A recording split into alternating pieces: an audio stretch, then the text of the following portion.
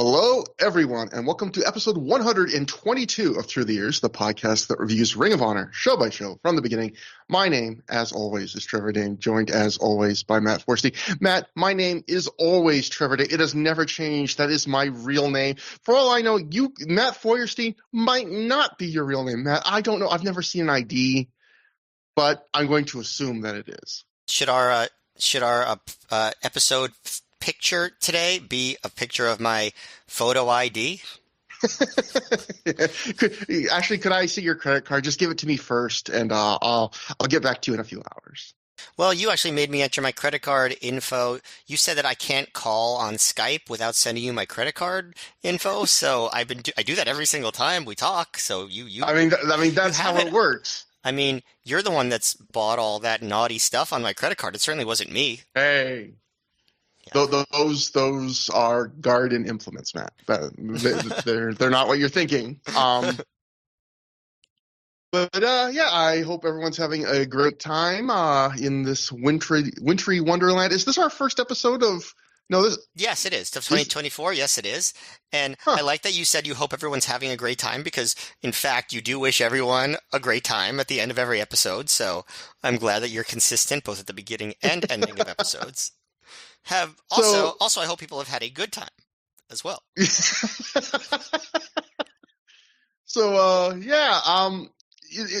usually when we start like a new double shot, there's news that happened between the last Ring of Honor show and this one that we cover.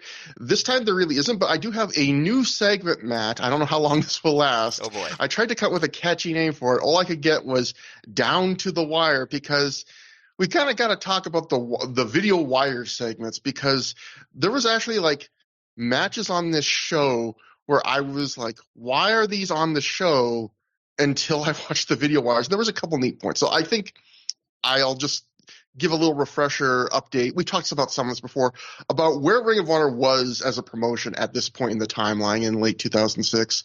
So for those who weren't around at the time or have bad memories, for the first few years of Ring of Honor, everything was done via the Ring of Honor Newswire, which was simply a series of posts made on the ROH message board that would also be posted on the front page.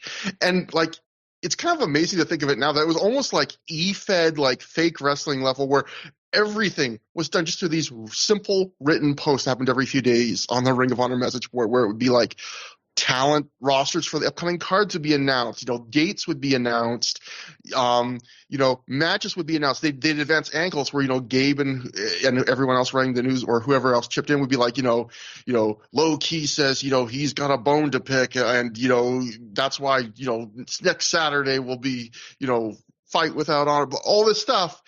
And then, that continued for not just up till 2006, but for years after. But a few months into 2006, Ring of Honor started branching out into the world of internet video, and we started to get the ROH video recaps, where you get clips of shows that had just happened to whet your appetite for the upcoming DVDs, plus new promos that were filmed not for the DVDs, but just for the video. And I remember, again, that was like a huge deal to me growing up, where it was like, oh my God, like to show you how much things have changed in our lifetime, where like the novelty of, oh my God, I could see clips of a wrestling show, an indie wrestling show that just happened, and I don't have to wait like 2 months to get it on DVD. I can see like 2 minutes of it right now. That was a big deal. So ROH does that for a few months.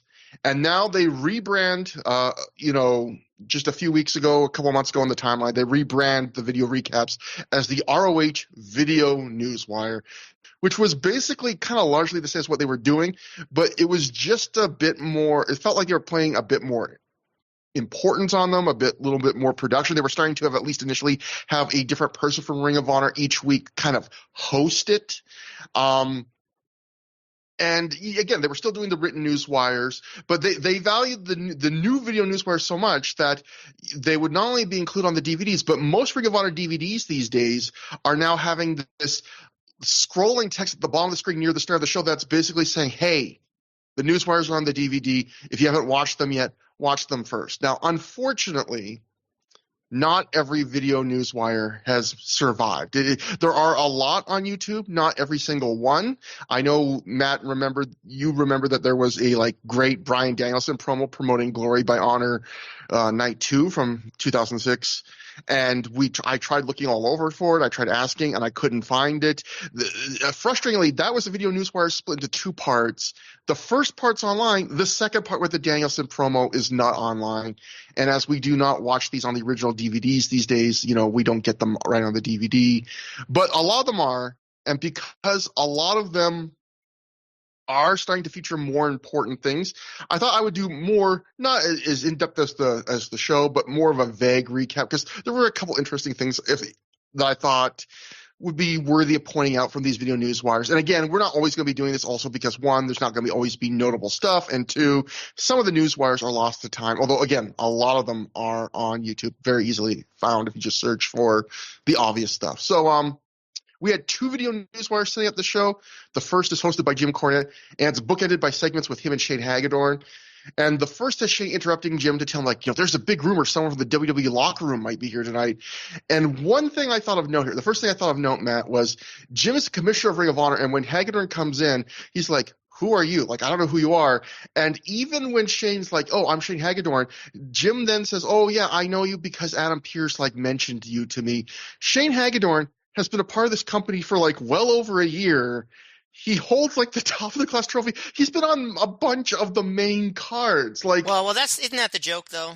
That. I guess, but I mean, it's just I know Cornette was veering into heel. How Bobby Heenan, every time Sean Mooney was mentioned, he would go, who? For several years in a row. Yeah, but I don't think Cornette was the Heenan type here. I don't think he was the kind of the buffoon, but yeah, I mean, I don't know. I just thought, I was like, oh, come on. But then we get brief little promos from Bryan Danielson, Aries and Strong. They build up their upcoming matches. And then it all ends with Shane Hagedorn returning to Cornette to introduce him to the WWE star he found, Zach Gowen. So I was wondering on a recent show, this is a random match, Zach Gowen and Delirious. Well, they actually credit to Gabe. Again, I always talk about Gabe in this era would be really good about coming up with at least a small, tenuous reason for most matches to be happening. He even did it for Zach Gowen and Delirious. I just had not seen this video wire yet. Zach was on the phone, walks in acting like he's on the phone with Vince McMahon. He's like, I'll talk to you later, Vince, baby. And then there's this amazing, I'm probably overselling it, but there's this great little awkward moment where Zach starts cutting his, braggadocious heel promo, boasting I beat the Big Show. And Cornette just gives this very dismissive little chuckle. And if you watch this online, this is one of the ones that's free online. It throws Zach Gowen off that he stutters and he looks at Jim and then he keeps going with his promo. But you can tell he's just a little rattled and nervous for the rest of the promo. And then, And Cornette, meanwhile, from that point, it looks like he's trying not to laugh. And this is classic Ring of Honor, never did a take 2 kind of stuff. Anyway, Delirious eventually bursts in. He rants at Cornette and Delirious, and he wants bigger matches. So a fed-up Jim Cornette sets up Delirious versus Zach Gowen because it's basically hey, you guys are both driving me crazy. You're both lunatics. I'm going to just deal with my 2 headaches by putting them together. And then we get the second Video Newswire, which is hosted by the Briscoes. We get a recap of Danielson beating down Samoa Joe after their recent time limit draw at Survival of the Fittest. Then we get the Zach Gowen versus Delirious match in full, Matt, for free. What a deal. And then it all ends with the Briscoes randomly running into a locker room in Florida, I guess probably for FIP, and beating the crap out of Davey Richards as Mark keeps attacking Davey. Jay turns to the camera and he starts building up this weekend's matches, including saying, and I quote, "You see that? That's Davey Richards. He's supposed to have a singles match with my brother in Dayton, me in Chicago. I don't know, one of us. I might have gotten them mixed up." I thought that was so cute, where it's just he's trying to promote the matches, and he's trying to do it in that gruff voice while they're putting the boots to Dave. But then he's truth in advertising. Those matches might be in a different order. Don't buy a ticket and get mad if it's marked on a different night. But so again, not major stuff, but going into watching this DVD, I was just it's really a little bit odd. Davey Richards just randomly wrestling both Briscoes this weekend. And it's they gave it a tiny bit more juice if you watch the Video Newswire. But and that brings us to the show today. Suffocation took place October 27th, 2006. And this is not a true crime podcast, despite that sentence. It took place at the Montgomery County Fairgrounds in Dayton, Ohio, in front of a reported crowd of 400 fans. Well, then I feel like a true crime podcast wouldn't be necessary if it was in front of 400 people. They could have just asked all of the witnesses what happened. Yeah, see, you went the opposite. I was trying to make, I was straining my mind to try and make a joke of like, oh, there were very few witnesses by Ring of Honor standards. Although not recently. 400 is not small by Ring of Honor standards. It's I think really close to that normal. Yeah, I mean, it's the best gate they've drawn in 3 shows, although they're kind of 2 of their worst ones. But yeah, I think most people agree Suffocation is one of, I mean, it does technically happen on the show. It is probably one of the weirdest titles for a Ring of Honor show ever. It is a title for a wrestling show you definitely could not have done a year from now in 2007 for morbid and obvious reasons. It's just one of those, like, I'm going to buy, you know what, that's kind of a sign of just, is this the lowest kind of, like, the least appealing card on paper from just like a buy this DVD. I mean, the top matches are Samoa Joe and Homicide versus Adam Pearce and Steve Corino. Delirious versus Matt Sydal in a match that they've done a million times in wrestling, but most recently three times in very short order in Ring of Honor. And then I don't know what would be the third biggest match on the show. Austin Aries versus Claudio. Like, it's probably one of the weakest, like, just on paper cards that Ring of Honor has offered in quite some time. On paper, I could say probably I agree with you. I don't know that I think it's one. I mean, I guess I don't want to spoil too much. I don't know that I think it's the weakest, in practice, I guess is what I would say.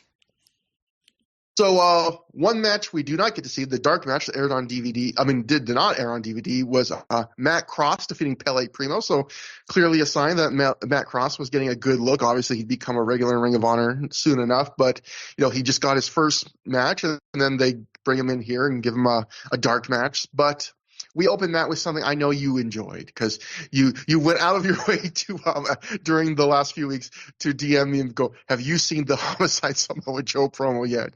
So we open with the Homicide Samoa Joe promo. They're both in some fresh looking fits, Matt, wearing hats together. They're hat buddies. That may have to be the image for the show. Homicide calls the Briscoes, Adam Pearce and Steve Corino, Jim Cornette guys. So before Paul Heyman guys, there were Jim Cornette guys. And he says he and Joe are 2 of the most toughest guys in ROH. He says they're going to form like Voltron. Julius Smokes isn't here, but they don't need him right now. They've got 2 of the most powerful guys in Ring of Honor. Homicide says, forget about the Mega Powers, forget about the Freebirds. Those are 2 teams people often compare to each other, the Mega Powers and the Freebirds. I mean, definitely not the Freebirds because there's only 2 of them, but he goes, this is The Rock. And then Homicide pauses like, I don't know what crew you're with, Joe. And then I like the idea that Homicide, then his crew is The Rock. Homicide says if he was Steve Corino, he'd go back to Japan. So he doesn't even look like a gaijin, but a fat pig like Dusty Rhodes. This breaks Joe up. He also calls Corino, I think what he actually laughed at was when he called Corino, he's like, you're a chunk, which is just a really ridiculous way of saying it. He says he's a chunk and looks like Dusty Rhodes. Yeah, and Joe at this point is starting to like giggle like he can't contain himself. Homicide then tells the Briscoes to, quote, stop drinking, stop pissing in your cousins. It's not working, dog. What was the what would be the indication that pissing in your cousins was working? I guess the Homicide's trying to say that the Briscoes had like a 6-year-old's mentality of procreation where like if you pee in a girl, that's what makes them pregnant, and like they're getting disappointed. Well, I'm glad you had a very keen understanding of that comment, so you could explain it to me. I've put a lot of thought into that. Thank you. Homicide, he then finally Homicide tells Adam Pearce to go back to Diego or Chicago. He doesn't even put the San in. All you gringos don't know the way I talk. Homicide, he says, which judging by me pointing that out, I am one of those gringos. Homicide says he's going to put a birthmark on Carino's face. He also tells Corino, your ass is going to get your ass killed tonight. Finally, we go to Samoa Joe, who just goes, "There are rare occasions where two wrongs make a right," and that's what you've got here. He says two mongs make a right. I quoted that because I think Joe is so disoriented that he's saying crazy shit too. Two mongs make a right. That's what he says. And then he goes, "That's what you got right here," and then he does Homicide's blah, which I can't do obviously, and they leave. Yeah, exactly. You're better than me. This can only be described as if you gave Homicide an energy drink or two. Like, he just spent over a minute straight just going. Like, he just says so many nonsensical things, and watching Joe just like crack up during it while he's trying to be all serious and intense made it all worth it. Yeah, like Homicide, Homicide has his own charisma, his own charm that sometimes makes his promos entertaining, even though he does not have very good traditional promo skills. But I've never quite seen a Homicide promo like this, where usually they have kind of this cadence where it's like, Steve Corino, I draw in like this, it's a little slower, blah, blah, blah. And this one, he's just going and going and going, and like with a different energy. Might be the number one reason to get this DVD, honestly. It honestly might be. And you were like, this show isn't that bad. And now you're saying a like 90-second Homicide promo might be the highlight of the show. And Matt, I don't even know if I'm going to disagree with you on this. Well, listen, that's how good the promo was. So, we cut to Austin Aries backstage. Very close up promo. Like very Samoa Joe style. It was right in this guy's nostrils. He calls Claudio Castagnoli Claudio Mastacholi Rigatoni Castagnoli. Aries says for 9 months, he and Roderick Strong busted their asses to make the ROH tag titles, the most prestigious tag belts in the business. In one night, with one briefcase shot to his injured ribs, Claudio changed all that. Aries says he hasn't forgotten that. Tonight he's going to get revenge. So very short, simple. It was not as exciting as the Homicide promo. We then cut to Jimmy Rave and Sal Rinauro backstage behind the curtain right before Sal's match. It's almost completely dark, but we can at least hear Jimmy scream at Sal not to screw up or he's out of here. And then we then see them do one of those seamless they walk right through the curtain, so there's no like cut. It's just right to the start of their entrance. For our opening match, a non-title match, Bryan Danielson defeated Sal Rinauro, scored to the ring by Jimmy Rave, via pinfall in 5 minutes, 28 seconds using a small package. So, Matt, before I hand it to you, a couple of things to address here. First off, this is probably the best time to talk about where Bryan Danielson was at with his shoulder injury. We'll go to The Observer, for which they wrote after this double shot about what Bryan was going through during this weekend. Dave Meltzer wrote, Bryan Danielson continues to be hurting. He's in pain, yet he refuses to take aspirin or Aleve or even use heat or Bengay to relieve the shoulder pain. He was hurting bad both nights, and the Dayton show he was given a small, easy win over Sal Rinauro, and the plan has been to only have him do one serious match each week. The plan was obviously to build the Danielson versus Homicide on December 23rd in New York as the big match of the final quarter, with Danielson at least attempting to keep going until then, but it's conceded they may have to do a title change before then if Danielson can't hold up. With a 2-week tour with Noah coming up in a few weeks, he may be in real bad shape coming off of that. When he can't go any longer, he'll probably have to take significant time off for rehab or get surgery. Matt, this is something, if I could ever talk to Bryan Danielson, a lot of people would ask him a lot of important questions. I would ask him, why would you not even want to take a leave or use heat on your shoulder? Yeah. Not taking over-the-counter like anti-inflammatories. Like that kind of tracks with what I understand about Bryan Danielson. Not wanting to use heat. Like I don't understand that. Maybe someone else with his mindset could explain it to us. But I don't know what the problem is. Maybe part of it is like he wants to feel exactly what his body is truly feeling so that he knows how to work around it. I mean, that's the only thing I could think of. Like he wants to be one and in tune with the signals that his body is sending. I mean, that's a good theory because isn't one of the big things with wrestlers like someone that in early in his career Bryan was compared to a fair bit, like Dynamite Kid was a guy where he wrestles this really physically demanding style, gets injured a bunch, and you just take the pain pills to cover it up, and then you're working on your injuries and just exacerbating them because you don't even know you're not even feeling completely what you're doing to your body. You're not, like you're saying, feeling the signals your body is telling you. Yeah, but, I mean, obviously, like real like prescription painkillers is different than a heating pad, but I guess the concept, the principle is the same. But even just like Ben Gay or something, and I can tell you someone that's gone through some extreme physical pain, like, you can take 2 Tylenol and 2 aspirin even together. Pro tip, nurse taught me that. It No, wait, not aspirin, Advil. I don't.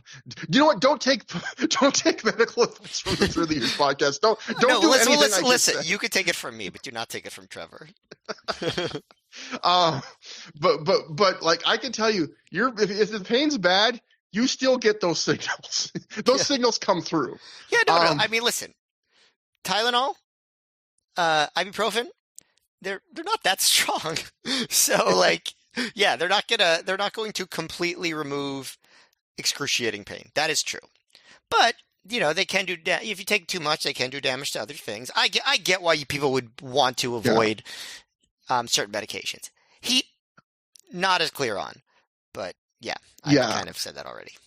Well, Bryan is also the guy who's like, oh, I actually, in a way, breaking my arm against Okada made our first match together even more fun because it was a challenge. So maybe Bryan Danielson has like a little bit of like masochism to it, where it's like, you know what, I like when it hurts. I mean, I think he'd probably admit to that.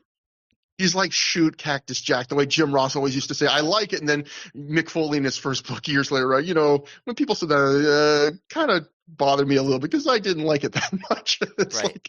like, maybe Bryan Danielson is the Cactus Jack we really needed, Matt. But so also I want to point, I think it's hilarious that of all matches Jimmy Rave screams itself that he has to win, like this is you have to do this. It's against the fucking world champion, the guy he can't beat. He's like, yeah, you have to win tonight against Bryan Danielson.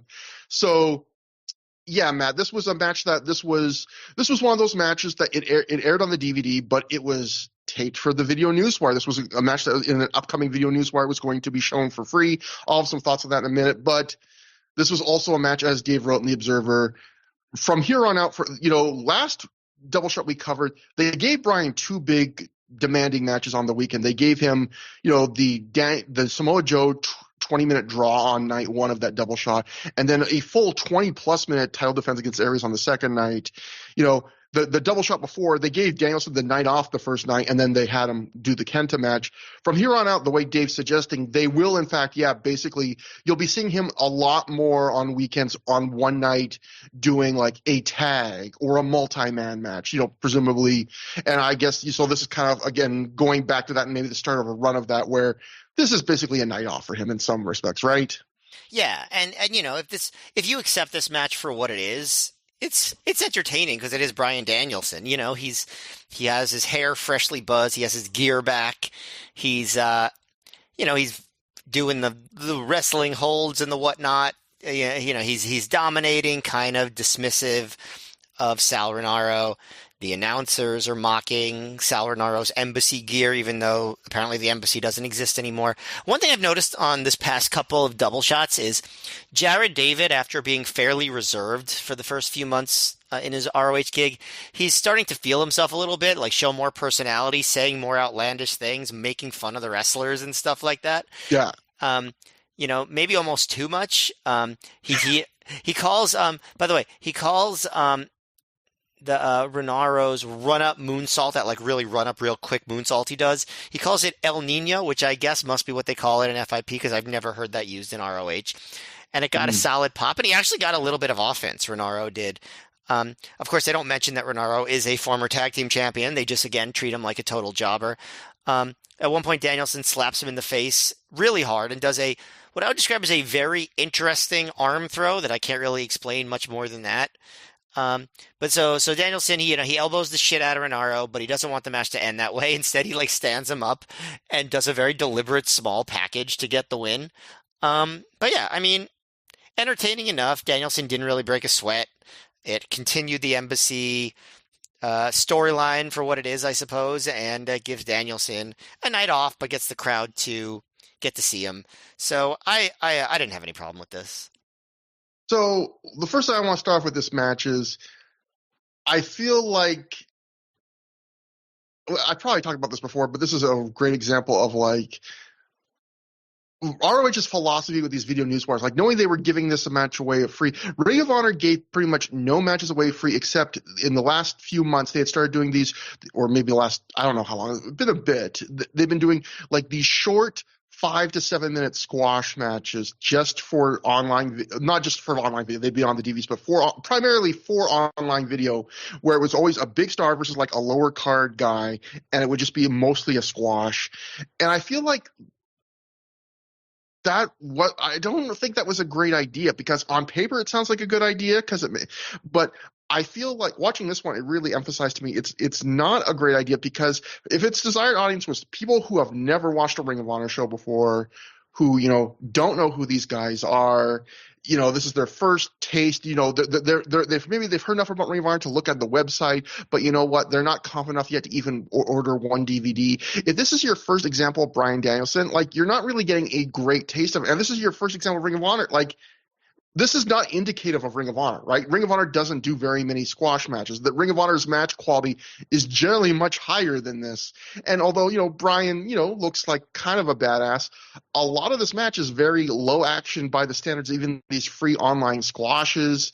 It's, Sal does get the little bit of offense. I did like, Bryan, like, getting put in the armbar or whatever, and then lifting Sal onto his shoulder, like deadlifting him with the arm onto his own shoulder, then put him on the turnbuckle and just like dismissively like walking away. I like the finish, like you mentioned, where he basically knocks him out with the elbows to the head, and then like rather than let the ref like stop the match, he wants to win with the small package just to be like such an arrogant asshole. But I just feel like it would have been better move for Ring of Honor. I know they were a company built on selling DVDs and being a DVD product, but at this time, but like, so you don't want to cannibalize that. But I feel like if you want to get new fans of Ring of Honor, I much rather would have picked like a great match and given that away for free than these squashes that don't really show off what the company is, or even completely like I don't think Bryan Danielson is one of the greatest wrestlers of all time, one of my favorite wrestlers of all time, maybe my favorite. Like, I don't think a 5-minute squash match versus Sal Rinauro, it like fits, like it doesn't play to his strengths to showing what makes him special.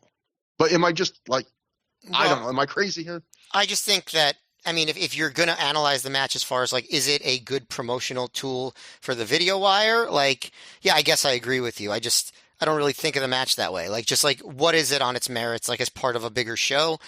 I think it's fine for what they needed out of this, which is Danielson has an easy night, gets in front of the crowd, the Jimmy Rave, transition to what he was going to become is advanced, and people get to see Danielson, be charismatic in a way, and I think it accomplished that. Yeah, I would agree that I don't think that the strategy of having random squash matches on ROH videos or the video wire or whatever medium they were using at any given point was the right one. I mean, you see, nowadays a lot of promotions, if they have a great match, they'll occasionally put it up on YouTube. So, anybody could just watch like, oh, this is a great example of the best of what we do. One example that I just watched today was Will Ospreay against Josh Alexander from TNA. Where it's, they were just like, it was on their show, but they said, okay, we're just going to put it up on YouTube because it's so good and maybe it'll get more people watching our show. And ROH probably could have done that at least a couple times back then. But I think they were just so married to the idea that they had to, save everything for the paying customer because they needed the customer to pay. And I know you were really into that Alexander Ospreay match, by the way. Matt was raving about that privately, like saying that was better than Okada Danielson. Well. Sometimes I say things in private, in haste. I don't know. I'm not ready to. I'm not ready to commit to that statement. The point is, it was really good. I know you are not the only person who thinks that match was fantastic. I need to see that. But the one last question I was going to ask you though, Matt, thinking that because I was trying to think, and I have a hard time because my memory is always Swiss cheese. But like, let's say you were Ring of Honor in this era, and you wanted to give away, like we were just talking about, one match to try and win over new fans. Like, we're going to give away a really good match we've had for free, but let's say you didn't want to cannibalize like your biggest selling DVDs. Like, you didn't want to give away Joe versus Punk 2, which also would not have been a great match to give away for free, because as great as that is, the idea of, hey, you're tentatively trying to decide who you even want to try and watch this promotion. You know what's a great teaser, a little test for you? A 60-minute match, a time limit draw. But like, let's say you're not giving away that match, you're not giving away Joe versus Kobashi. Like, what would you think would be like a good, like, if someone said, Matt, pick a match that we're going to just give it away for free to try and lure like new fans in. What's like a good indicative match of Ring of Honor? I feel like, to me, the quick answer would be Aries and Strong against the Briscoes from Unified. It's, to me, probably their best tag team match of the year, but not the best match on that show. So they still have something for people to buy that show for. And I thought it really great and fairly state of the art for that time period. I think could blow a lot of people away in 2006. Actually, I never even that's a great choice, not just because it is fits everything, but like you said, like, you could still sell that DVD, because you could say, well, there's another match comparable quality on this disc. You know, you can buy it and then own this, back when human beings were allowed to own things and not just rent them for a small amount of time. Another possibility would be Jack Evans and Roderick Strong against the Briscoes from Best in the World. That's another option. Oh yeah, that was fun too. So yeah, something with a lot of action, real quick, paced. So after the match, a furious Jimmy Rave drags Reno up to his feet by his hair. He shoves him to the corner, throttles him, slaps him hard across the face. So a bad night for Sal Reno's face. And then he throws him out of the ring. Jimmy just grabs the mic and says, Shingo, let's do this. He wants to get to his match right now.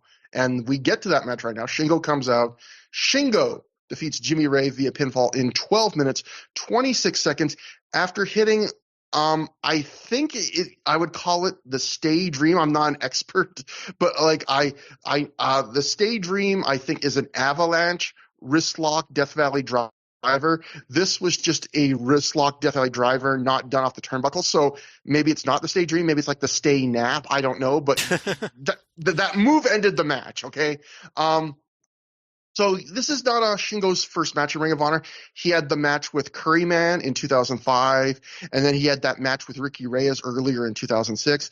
But this is his first Ring of Honor match on his U.S. excursion, where for basically the next 6 or 7 months, he'd be in America. He'd be a regular in he'd leave Dragon Gate for that time. He'd be a regular in ROH. He'd work FIP a fair bit. I think he even does a couple PWG shows. And I remember the thought at the time was, this is why I'm really interested in revisiting this, is that Shingo was disappointing in Ring of Honor, at least initially. And it's especially kind of interesting revisiting it, knowing in 2024, like, Shingo is now seen as one of the greatest wrestlers of his generation.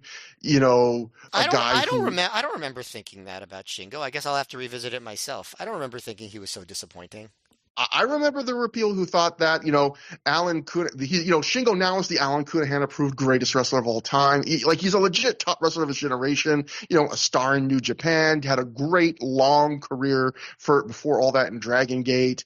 And, so on one hand, Jimmy Rave sometimes makes perfect sense as a first opponent for a new regular, right? Like, Jimmy's one of the most hated heels on the roster. He goes out of his way to do almost minimalist offense a lot of the time to not overshadow his opponents and not get a lot of cheers for himself.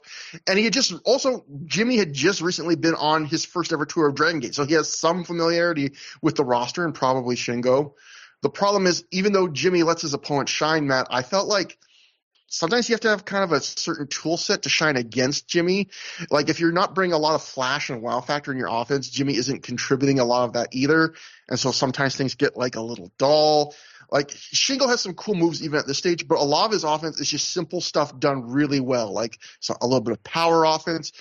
And I noticed watching this match, you watch Shingo here and you can tell his execution of just the fundamentals, like just how he snaps off like basic moves, is sharp in a way a lot of U.S. indie wrestlers weren't. It's just that extra level of polish. It's that difference between the average Dragon Gate worker and the average U.S. indie worker at the time that I think Gabe Sapolsky and others talked about and saw with the Dragon Gate 6-man early in the year, where, it's not like the top U.S. indie wrestlers weren't on the level, but just the average level of just that base mechanics of wrestling. They just were in a lot of ways on another level. And you see that here, but that's not the kind of stuff that wows in a debut, in a kind of a re-debuting match. And I also kind of wonder if fans' vague knowledge of Dragon Gate hurt Shingo a bit, because if you have a very limited Dragon Gate just from the online buzz, maybe you saw the 6-man tag in ROH a few months earlier, maybe you've seen a couple CIMA matches, you might think that Dragon Gate is just all about mile-a-minute high flyers, and insanity. And certainly Dragon Gate had a lot of that, but it also had other things within that roster and other, things within that pockets within that larger style. And Shingo's never going to be Dragon Kid. He can do fast pace, he can do cool moves, but he's not Dragon Kid doing Dragon Ranas. He's not Yoshino running the ropes faster than anyone had ever seen. He's not CIMA even, who, really connected with fans in the US instantly with like his charisma and that razzmatazz, for lack of a better word, Matt. And so I wonder if, you don't remember, but I do remember Shingo getting some like, oh, this is kind of disappointing. I wonder if some of that was fans thinking, just hearing, oh, ROH is getting a Dragon Gate wrestler for 6 months and expecting they were going to get someone that wrestled like Dragon Kid, doing 630s, bouncing off the ropes constantly. Anyway, enough of that pre-out. I'll just say this match is fine. Jimmy does some stalling early in that kind of dull but fundamentally sound match Rave can have. But I thought in the final third they ramped up. If not into third gear, I felt like they ramped at least into a pretty strong second gear. They started making the match denser with moves. And my favorite moment of the whole match wasn't even something in the stretch run. It was just this simple thing, not even simple. Like Jimmy does this, he has kind of like the signature bump they're starting to do a little bit more, where sometimes he goes for that running step up knee in the corner, and sometimes he'll have his opponent like dodge out of the corner in the last second. And so Jimmy will still kind of do the knee to the turnbuckle and let the momentum like flip him over the top rope to the floor. And it's always just like, it's a great looking bump. And from there, this time Shingo like gets on the apron and does like this running clothesline off the apron to Jimmy on the floor. And he makes like just really firm, accurate, hard contact to Jimmy's chest. And I just thought that, as simple as it is, that two little bump move sequence, I was like, this is what I like about wrestling. It's just fun bump, fun move, low above average, I would say, for this match, though. Yeah, I mostly agree. First of all, you said a minute ago razzmatazz, for lack of a better word. I don't think there is a better word than razzmatazz, so I don't think that you'll always be able to say razzmatazz for lack of a better word. But no, I agree with you that the clothesline from the apron to the floor is probably my favorite high spot of the match. It's funny, there was a spot where Jimmy Rave does the butterfly lock and Shingo doesn't let his arm drop a third time. And it just made me think like, oh, it's funny that there's now like discourse over letting the arm drop 3 times. It's like, if you spend enough time following wrestling on the internet, people will debate literally anything. Because like, I cannot imagine having like a thought about that spot. You know what I mean? Like, it's just it's just a thing that they do in wrestling. I don't know. Like, why not debate rope running, since everyone knows that's one of the most the biggest contrivances in wrestling? Maybe eventually we will debate that. I don't know. Do you think that's going to become controversial at some point? There were some promotions in the 90s that tried to get rid of it. Didn't really stick. But anyway, yeah, I thought they worked hard. They got a decent amount of time, but the offense, like you said, was a bit rudimentary and kind of clothesline heavy. And, I think that also another theme on this show is that the crowd is kind of subdued. Yeah, this is one of the weirdest crowds, I think. We were also talking about this a little bit. I think I used the word worst, and you used, when we were talking privately, you used the word weirdest. Yeah, well, they're definitely not the worst. I mean, I was in the worst crowd in 2006, and that was how we roll, and this does not compare to that one. Well, there are times on this show where I've never heard a Ring of Honor crowd in the time we've been rewatching all these shows get more quiet. There are times where they're almost... Rewatch War of the Wire. That's all I'll say. But what I will say, going to you, why I think you're weird is more appropriate in some ways, is to describe this crowd to people that aren't going to watch the show, which is probably a lot of people. You are a hardcore ROH Through the Years fan. If you were rewatching this one, I'll tip my hat there. they will get up to describe this crowd. I would say, like, if it's a big spot, they will get as loud as you'd expect for a big spot, like as loud as a crowd should get. But if it's anything but like a really big crowd pleasing spot, they will be really quiet. And as soon as that big spot, they will get quiet again. And there are a few times during this show where like 5 or 10 fans will try and start like an applause break or like a supportive like rhythmic clap. And it's almost worse than no one doing it because it just goes nowhere. And yet there'll be times where you go, oh, the crowd isn't really into this match. And then like the semi-main event of the show, they'll chant like, or it was either semi or the main event after the match, they like chant, that was awesome and stuff. It's like, well, you guys weren't really giving this match a ton at a lot of points, but now you're giving it like it is like it is a very weird crowd, I would say. Yeah, it's not as negative as that How We Roll crowd. That's why I think it's not as bad. Like, I think they were appreciating stuff. I just think for whatever reason, sometimes in the crowd there's a vibe and it's hard to get energy going. And like, I don't know why. And it definitely happens more on the indies when the crowds are small. And I definitely have seen it before in ROH. This is not the first one. And Trevor, I think that there's going to be a lot of them over this stretch. And I think there's some sort of element in this Homicide Cornette feud that is killing enthusiasm. And I'll talk more about it at the end, about my theory. I've already kind of talked about it before, but I don't think it's all a coincidence. Matt, you promised us a dry winter on ThROH The Years, and that's the truest prediction you have ever made so far, Matt. But hey, I definitely remember this era, and so far it's actually, I feel like it's exceeded my memories in terms of. No, I'm serious. Like, it's better than I remembered. Like, I'm not joking about that. Yeah. But the crowds are the crowds. Next, we get a promo backstage with the debuting Brent Albright backstage. He tells us that his name is Brent Albright. He gives a very loud, shouty promo that is very short and very generic. Tonight against Christopher Daniels, he's going to show that he belongs in Ring of Honor and that he's the best wrestler out there. We'll talk more about Brent Albright soon enough. And that brings us to our next match. Irish Airborne of Dave and Jake Crist defeat Colt Cabana and Jimmy Jacobs, scored to the ring by Lacey in 11 minutes, 9 seconds, when Dave Crist pins Jimmy Jacobs after a roll-up. Before the match, Colt grabs a fan in the front row's phone and pretends to call his mom on, and then in a clip I posted to Twitter because I just could not. He then tells his imaginary mom to, quote, "Send money. I'm broke like a motherfucker." So someone, if CM Punk ever sees that, he's going to point. I wrote on Twitter, he's going to point at the screen like he's Leonardo DiCaprio in that meme. Colt then dances with the ref, even dips him, and when Colt wraps his arm around Jimmy in a warm embrace, Jimmy even gives a little back tap.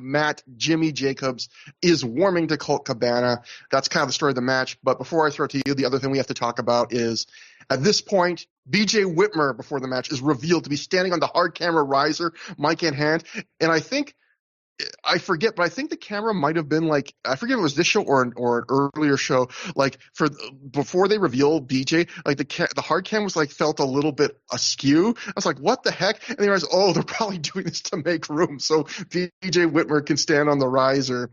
So BJ has the mic, he gets a decent pop. He says, "I told you in Detroit, Jimmy, that until I'm cleared by doctors, I'm going to be your shadow. Tonight's no different.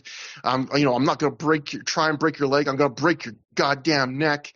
BJ says Jimmy doesn't know when or where, but he promises him it's going to happen. And this is something we talked about before, where BJ said in shoot interviews that, how grateful he was, like Ring of Honor for this weekend. They paid him his full salary just to do these very, very limited appearances where, still recovering from ankle surgery. He can't really do anything but literally kind of limp hobble around and cut these short promos. So also BJ's promo to no reaction reminded me, like, the last show in Dayton had a really hot crowd for for a bunch of matches, and including that BJ Whitmer versus Necro Butcher barbed wire match. So it's just, the contrast is very striking.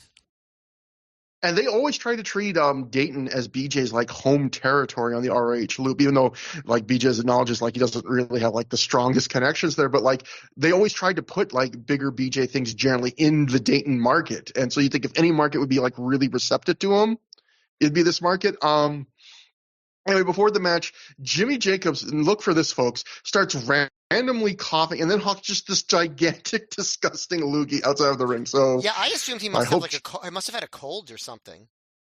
yeah, it was notable in not a good way. So yeah, Matt, what do you think about this match? I guess the story of this weekend, or at least of this match, is the progression of the Jimmy Colt relationship. Well, first of all, they start the match by the announcers questioning the use of the term Lacey's Angels, which comes up in a promo later. And Jared David says, "We know Jimmy Jacobs is in Lacey's Angels. Colt Cabana may just be in Lacey," which, I mean, it's low-hanging fruit, but I suppose I'll allow it. But this was another story-based match. The story was Colt and Jimmy was kind of working well together. So, and actually, I thought, so in the end, Jimmy lost clean. I thought that was a nice touch. Um, but the crowd was quiet. They weren't trying to make it particularly exciting. Colt was very comedic early on. There was a part where, let me go get to it. Oh yes, where Colt Cabana he gets tagged in, and he does a Jim Duggan impression for some reason. Like he does like dramatic, like these dramatic big steps and goes, ho! And then he gets a USA chant, which is one of the few like chants I got going on this night. And Jared David goes, "I do believe everyone in this match is from the USA." So there was that. There was also a spot early on where Jimmy Jacobs was working with Jake Christ, and he's doing some, mat wrestling basic stuff. And Jacobs gets a half crab and then dramatically rolls out of the half crab and does this very over-the-top kiss blow toward Lacey. Like it was like a very theatrical, like I'm rolling into this kiss. And like I feel like that could actually be a GIF at some point if anyone wanted to make it.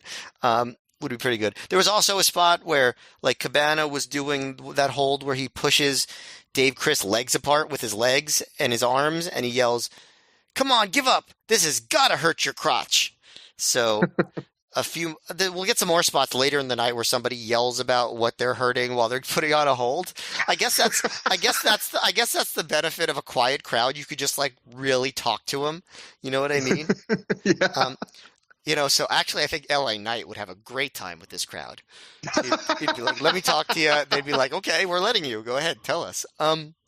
But yeah, so I mean, the rest of the match, I thought Irish Airborne just was kind of looked the way they normally do. Dave does hit a very impressive looking cabrata on Jimmy Jacobs at one point. There was a spot where Jimmy and Colt do 3-point stances, like Duggan style, into corner clotheslines, which I'm sure they had not planned, but since the Jim Duggan thing got over so well, I guess they just kind of went with it. And like I said, I liked Jimmy Jacobs losing clean. I thought it did a good job advancing the storyline. This is one thing on the show that has grown on me a lot. Ever since they got rid of the Colt being mean stuff, I thought this program made a lot more sense, and I am enjoying the character development. So in that sense, I liked it. But it was a quiet crowd. The match wasn't super exciting. But I do like the storyline. So sometimes you see a match where people's in-ring styles clash. To me, this is a match more where the wrestlers' personas clash to me. Like as a wrestling match, I thought this was perfectly okay, low above average, like 2 3/4 stars. Like get used to that rating. I'm going to use it a lot for this show. But the energy I thought was a little bit weird, where first you have the fact that Irish Airborne are in their home market. We were just talking about that with BJ Whitmer, where they're usually pretty over. And they're taking on Colt Cabana, who's one of the most beloved baby faces in the company. And then you add in Colt is doing a decent amount, as you recapped, like of his comedy, where the Irish Airborne are all about like the flippy-do innovative offense. They're not about doing comedy matches or they don't really have personalities or character work at this point. So I would say like the action in this match is fine, but it leads to some clashes. Like a good example would be, like you mentioned, when Colt tags in for this time, I don't know if something was going on in the news or why Colt decided to spend like multiple points of this match doing a Hacksaw Jim Duggan impersonation. I really don't think there was anything going on in the news. I was like, did he make a random appearance on like a Raw or something at this point? But so of course the crowd loves it. They like ask for it later in the match where they're like going, ho, they want more of the Duggan.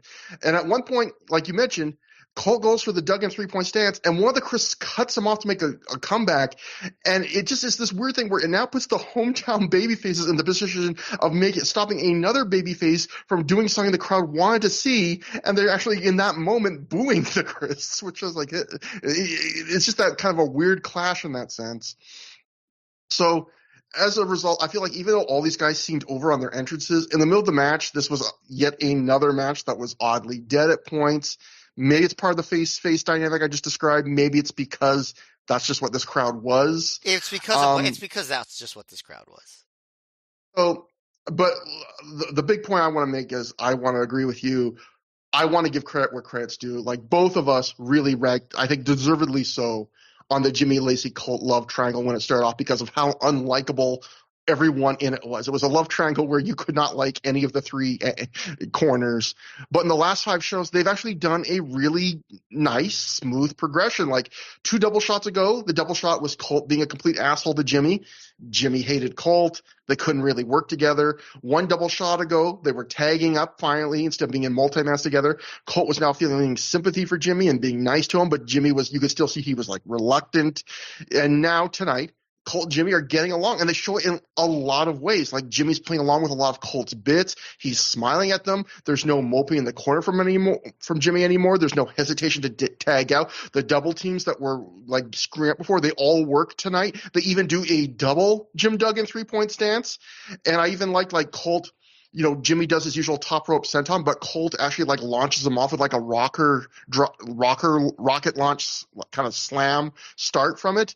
And the commentary really hammers the point that Jimmy and Colt are now getting along, which is good for commentary to do. But honestly, if you've been like following the storyline, like they do such a good job just in their performances, you don't even need to be told what you're seeing. Like they're very much showing, not telling here. So yeah, I completely agree. You like, really nice progression there. That's like the highlight of this. It's just what it symbolizes. Also, like I did note, like you were saying during the show, the Jared David commentary, like that line you point out. There's some other lines from him later where, yeah, he was feeling his wild oats here. He was.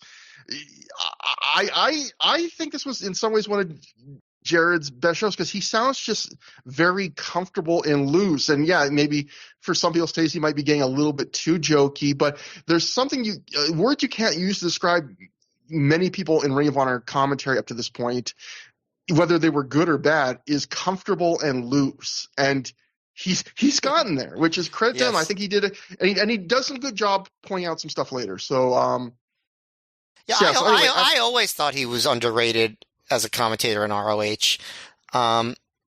But you know, he would be gone in a couple months. Yeah. Yeah, he's absolutely done a very quality, job where I wouldn't put him as like, oh, one of the great commentary performances you got to hear. But like, he stepped in and very quickly he was perfectly decent, pretty good. And yeah, now he's really kind of settling in. After the match, Colt has Jimmy join him in shaking the Chris hands. Lacey berates Jimmy and only Jimmy for the loss, but Colt keeps trying to stop her from yelling at Jimmy and cut Jimmy some slack. So again, we're really pushing the angle now of Colt's really sympathetic, going from 2 double shots ago where Colt kind of delighted in how like shitty Jimmy's life was, where now he's really trying to help him out and he feels sympathy for him. We can even hear at one point Colt tell Jimmy, like, "I'm sorry, we tried, man," and then Colt tells Lacey, like, people lose matches, we're gonna get a win soon, don't worry. So we'll play up more of that angle later in the show. And next, we get a backstage promo from another debut, Tank Toland, whose tan game blows away anyone's on the Ring of Honor roster. My God, does this man have a tan and a body, like just one of those guys where it's like, whoa, this is the WWE difference. Tank says he's the 21st century wrecking machine, and he's heard a lot about Ring of Honor from Spanky, James Gibson, and CM Punk. He knows it's a clean slate from here. Nothing's done in the past matters, and he has to prove himself here, and he will. Tank then says cut for himself, because he's a badass like that, man.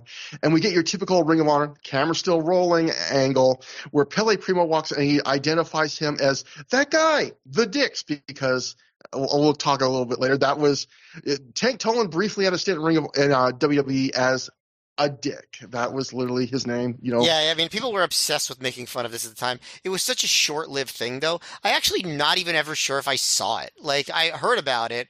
I'm not sure if I ever. I guess it was probably on SmackDown, right? Yeah. I don't think I ever watched. I don't think I was watching SmackDown at that point. But they must have only been on a handful of times. Yeah, so for people that don't know, you know, Tank Toland was a fairly like pretty pushed commodity in OVW, Ohio Valley Wrestling, which was at this time WWE's developmental. He won the tag team titles there, I think, like 3 or 4 times with his cousin. You know, there was Chad and Tank Toland, and then I think he even was the heavyweight champion of OVW once. And then he gets called up, and he has a very brief run with his cousin. They would get rebranded instead of the Tolands. They're the Dicks, and the gimmick was basically they were pretty much Chippendales male dancers, and they would like use body oil as to cheat and for spots. And yeah, 2006 WWE, and they did not, like you were guessing that. No, I do not think they lasted very long on TV at all, and that's why he's here right now. So anyway, speaking of another OVW guy that had a small cup of coffee on SmackDown and then got released and ended up in Ring of Honor in 2006, Christopher Daniels defeated Brent Albright via pinfall in 12 minutes 46 seconds when he countered a La Magistral cradle into a pin of his own.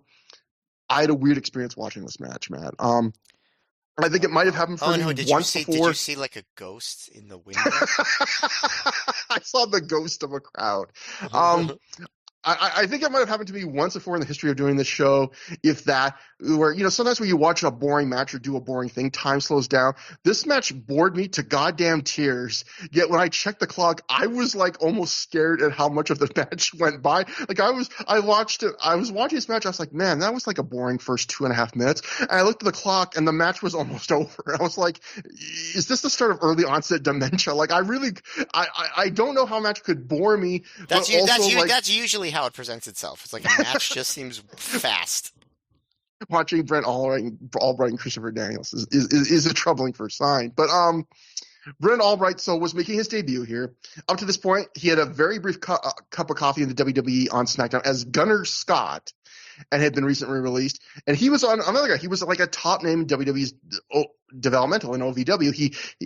He came on in the last year Cornette booked it. He stayed pushed in the Paul Heyman era that immediately followed it. His most noteworthy run was a feud with CM Punk, actually. Yeah, because he was the tag champ, their TV champ, and their world champ twice.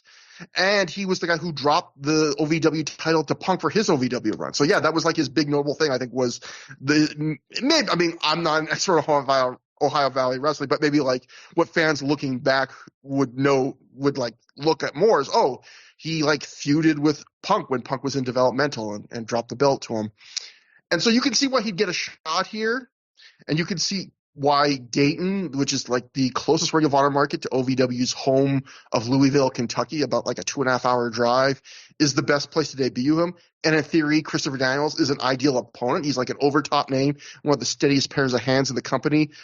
Matt, I thought this match kind of sucked. What we get here is a match so basic that I felt like, apart from a few spots, you would think this was a match that a student wrestler was having with a veteran, where it was like they just told him, don't do anything but just show your fundamentals. Just prove that you like aren't going to break your neck. Albright spends most of the match working over Daniels' arm, which Daniels sells, but never leads to anything really fun or meaningful, except one big spot near the end where Daniels hits the best moonsault ever, but his arm hurts so much he can't cover, and then Albright throws on a really weak-looking arm submission. Now, granted, in some ways that is like a big, meaningful payoff, but the problem is to get to that moment, we get an entire match of the most basic back-and-forth wrestling, and there's a moment or two I did like. I did dig Daniels tries to do a headlock takeover at one point, and halfway through, Albright just stops and he takes Daniels back, and that was like a legitimately cool piece of mat work. Like, it's so cool that this crowd, which was not a very reactive crowd, like pops for it. And I would have been happy if the entire match was basic and full of mat work. If it was full of like cool little mat work like that, would have been really happy with it. But that's like the one moment.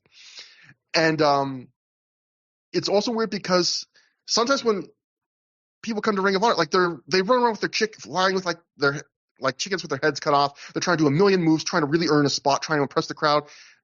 Albright isn't doing any of that. Like when in the middle of the match, Daniels starts ramping up his offense a little, like just a bit. He starts doing a signature move here and there. He does like his STO. He throws a hard chop. He does a back body drop, things like that. But in the middle of the match, when Albright gets a chance to go back on offense, other than one overhead belly to belly, he just goes right back to slowing the match down with really rudimentary stuff. The one moment where Albright really gets the time to shine at the end is he hits a huge half Nelson suplex that looks great, looks deadly. And guess what? Like, that's the other point in this match where Albright gets like a really nice pop. And unfortunately, the match ends almost immediately after that, where Daniels goes for he goes for the law match of straw. Daniels counters it. And I will say this, Matt, I'm 70% sure this was a chant. This, if it is what I heard, this is one of the funniest chants ever. Did you catch when Albright hits that half Nelson suplex?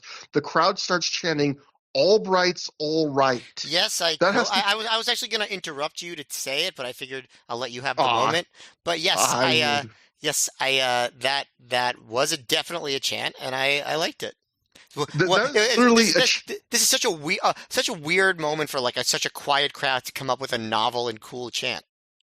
Like, that sounds like something we would make up on Through the Years. Like, that sounds like as a joke. Like, oh, they could chant "Albright's all right."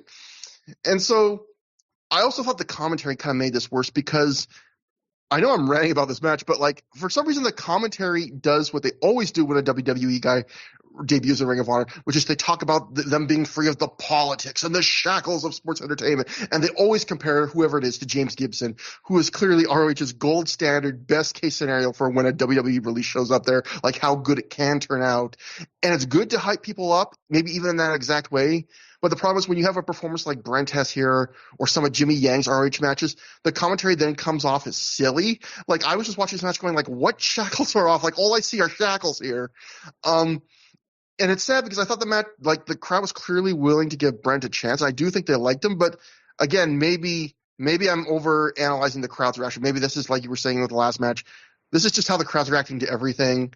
They never turn on the match. They're polite, but I don't know. It's just, even give Albright a "please come back" chant after. Yeah, I will say this. So to end my thoughts, I'll just say you recently, Matt, on the show correctly called me out for overinflating a match rating for a match from a review where I clearly did not enjoy the match that much, and I almost still want to give it like above average or good. I want to, Matt, you've changed me, sir. You've affected me, honestly, like in a good way. It made me think about how I review things. I kept that in mind, and watching this match, part of me thought, well, this is like a fundamentally sound match. Nothing is blown. It has a very simple, logical story. It has a couple nice spots. That needs to be at least an average. But then I thought, Trevor, remember the lessons of your good friend Matt Feuerstein. This match actively bored you.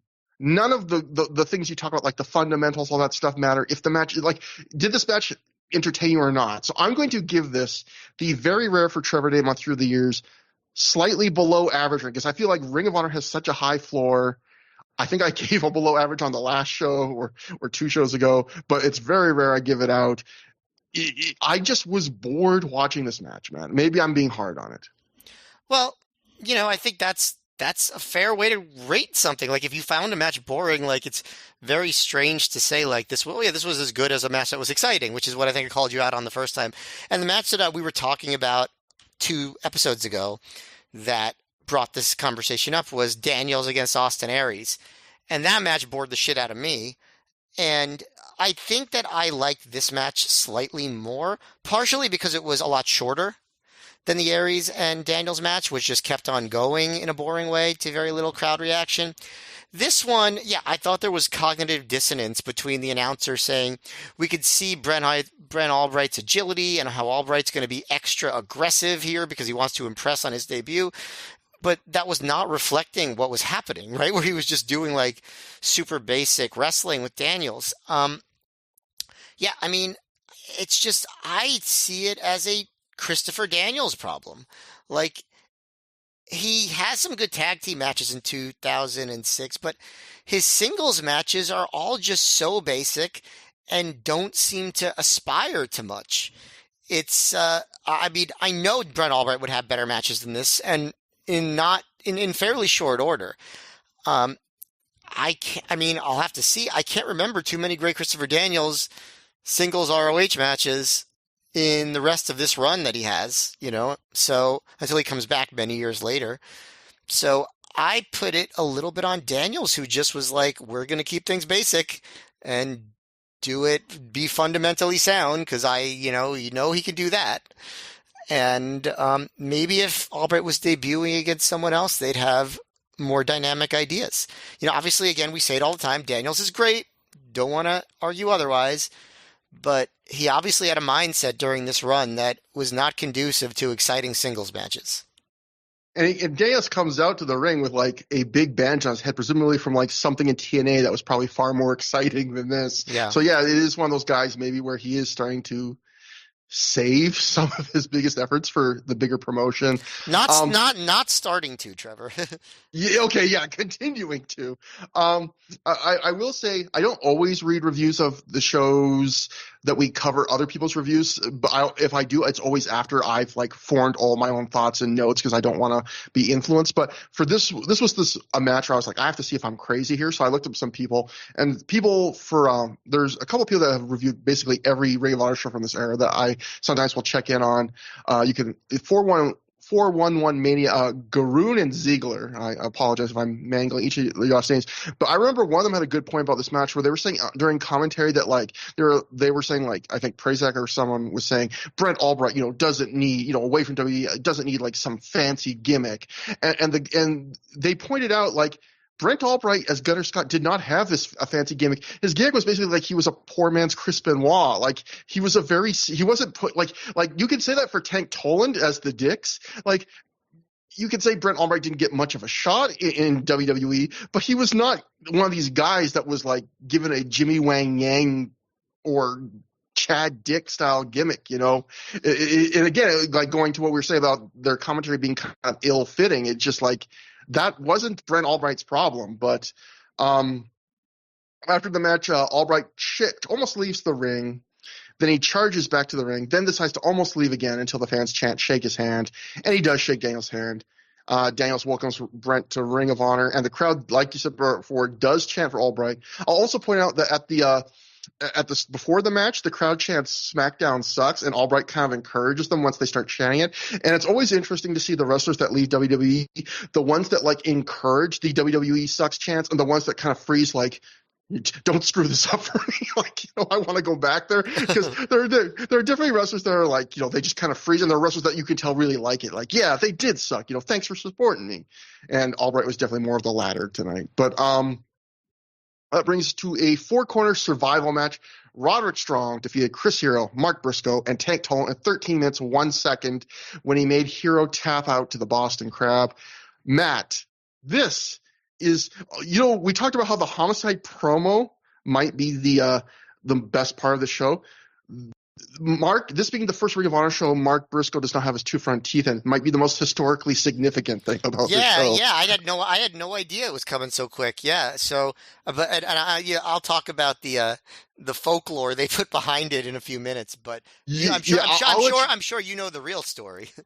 Yeah, I'll let you give the folklore, which is fantastic. But so this is a story that Mark has told a lot. He's told it, I think, on Colt Cabana's podcast, Art of Wrestling, multiple times. He told it on Hey EW with RJ City.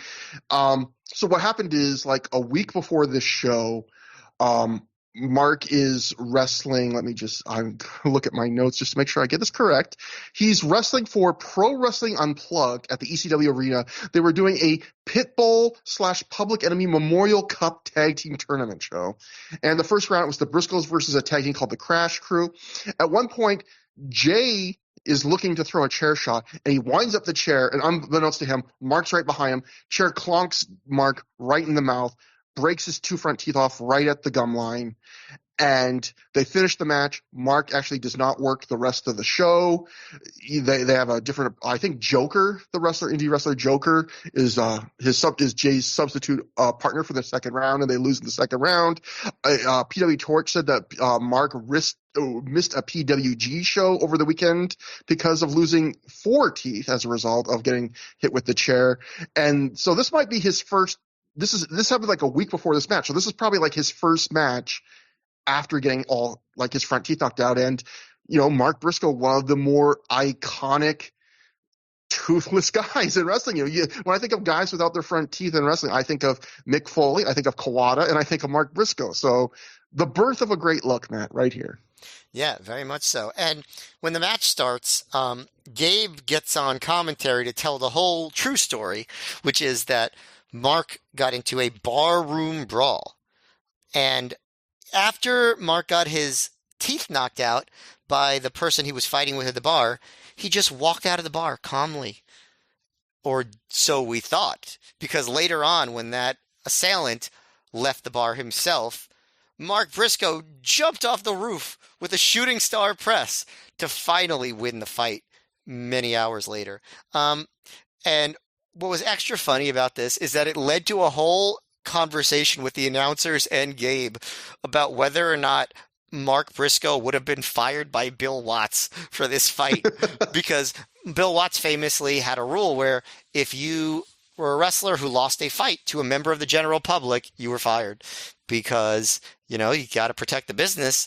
And so the question is, did Mark lose the fight, or did the shooting star press mean that he won the fight, even though it happened later? And only Bill Watts himself could answer a question like that. That's what I feel. Well, it's great because Gabe actually says, and then he comes, he tells the story, his fake story of Mark, losing his teeth. And then I guess I should just let you continue. But then he leaves the mic and then feels compelled to come back to do the Bill Watts anecdote. Yeah, and I actually want to know, because I'm sure some people listening know. Was anyone famously fired by Bill Watts for this reason? Do you know an example? I'm sure there are, but I don't know. I mean, I know Bill Watts was famous for, like you were saying, really trying to keep kayfabe. Wasn't the big famous story about Junkyard Dog when they did the blinding angle with the Freebird hair removal cream that they told Junkyard Dog basically don't leave your house for a while, or if you do, pretend to be blind. Like they went to very extensive depths to keep things real in that sense. Yeah. But yeah, Gabe comes back on the mic and he's like, he would have been fired when he did a shooting star press off the top of the building onto the guy later, and he would have been fired when he losing the fight, but he would have been rehired once he did the shooting star press. It's it's one of those adorable things because you can hear the smell. You cannot hear the smell. Thank God when I watch wrestling, Matt, that I cannot hear the smell. But that's early onset dementia. You can hear the smile. When Gabe's talking, he is just getting a kick out of saying something so ridiculous. He knows how ridiculous what he's saying is, but you can tell he's having a good time. Yes. Now, besides that, maybe it put me in a good mood, but this is starting a stretch on the show that is why I say that I don't think this show is really as bad as people make it out to be. I like this match a lot. First of all, I thought that Mark, he was basically working babyface here because he was mostly working against Chris Hero, and Chris Hero was sort of the overarching heel in the match. And I thought that they had a really good sequence against each other. I even thought that Tank Tolan looked okay. And it's funny because these very hilarious members of the audience thought it would be great to tell Tank Tolan that he's a dick, because who would ever have thought of that joke? Yeah. And also made me wonder, was he at All In 2018? If he was a dick, yeah. Anyway, back to that joke. They go pretty fast paced. You just got it? No, I just liked your reaction to it. Okay, that joke. You're like, that was the joke? Now let's keep going. Yeah. So, the match starts off with a pretty fast-paced wrestling sequence between Roderick Strong and Tank, and I actually was like, this is more dynamic than anything in that Brent Albright match. They're going at a much faster pace and doing much more stuff. And the Mark versus Hero segment is actually the beginning of a pretty major long-term rivalry in ROH between the Kings of Wrestling and the Briscoes. It stretches all the way until 2010, right? At least. Yeah, I mean, yeah. If you're a tag team, you're in the Ring of Honor. You're gonna be feuding with the Briscoes as long as you're a tag team. True that. But they do a fun spot where Mark has trouble taking Hero off his feet. Totally babyface spot, and Hero keeps taunting him until he does a leaping tackle to take him down. At one point, Mark makes sure to knock Hero to the floor off the apron before he hits an inside out double stomp on Hero. Keep going with that stuff. I thought Tank does a good job of showing some aggression. At one point, Hero sits on the entrance ramp to avoid getting involved with the others, which I thought was cute. At one point, Prazak says Tank has a bright future in wrestling, which I know you can laugh at that stuff, but it actually genuinely makes me sad when you watch old stuff and you hear someone saying that and you realize it didn't really pan out. You know what I mean? Like it's Yeah. like you're watching in retrospect, in hindsight, you kind of get to see who did and didn't make it. And so many of these ROH guys really did make it in a way, became much bigger stars or at least had long careers. I mean, look at, Chris Hero and, Roderick Strong and Mark Briscoe are both, on national television today. And obviously Tank Tolan, didn't really have that much. But, there's an extra homophobic crowd here in Dayton because when Tank blind tags Hero, the crowd chants, "That was gay," at every flourish Hero does. Every roll, every whatever, like they just obsessively say that he was gay. At one point, Hero actually does a really cool Samoa Joe style power slam on Mark, which haven't seen him do too much in ROH. Then there's a spot that you shared, which was very fun, where Hero picks up Mark for an atomic drop, and Mark yells, "Whoa! Whoa!" before Hero drops him down. And then you get a high-pitched shriek from Mark when Hero puts his thumb in his eyes, which I would actually do myself. I would do the high-pitched shriek if somebody stuck their thumbs in my eyes, I would say. And then, like, just for the more let me talk to you stuff, Hero yells, "Oh my God!" before a strong backbreaker, which, again, I would also probably do. Then they get to the spots where they're doing a lot of, big moves on each other. And for somehow the referee manages to keep track of who's legal because at one point Mark does a running crossbody, but Strong gets his boot up and then Strong covers Mark, but Mark's not legal. And then Mark just randomly does a big dive onto Tolan on the floor and Hero sneaks behind with a schoolboy with the tights. Strong kicks out of that. And then Strong gets a gutbuster, a Gibson driver, and a Boston Crab on Hero, and Hero very quickly taps for the sudden finish. I thought Mark did great as a babyface in Peril, and it made me look forward to them finally turning face because I don't think this heel run is their best version. I thought Roderick did well in his hot tag. I thought Tank honestly looked better than Brent did, and I thought that Hero looked like he was having a lot of fun. And I thought Hero's personality dominated the match in a good way, so I enjoyed it. So this is one of those matches where I didn't like as much as you, but I still liked it, and I agree with pretty much everything you say. So, like, as a match, I thought I was probably being a little harder on just because I'm looking at it in the context of the show, which it sounds like I'm going to be a little bit harder on than you.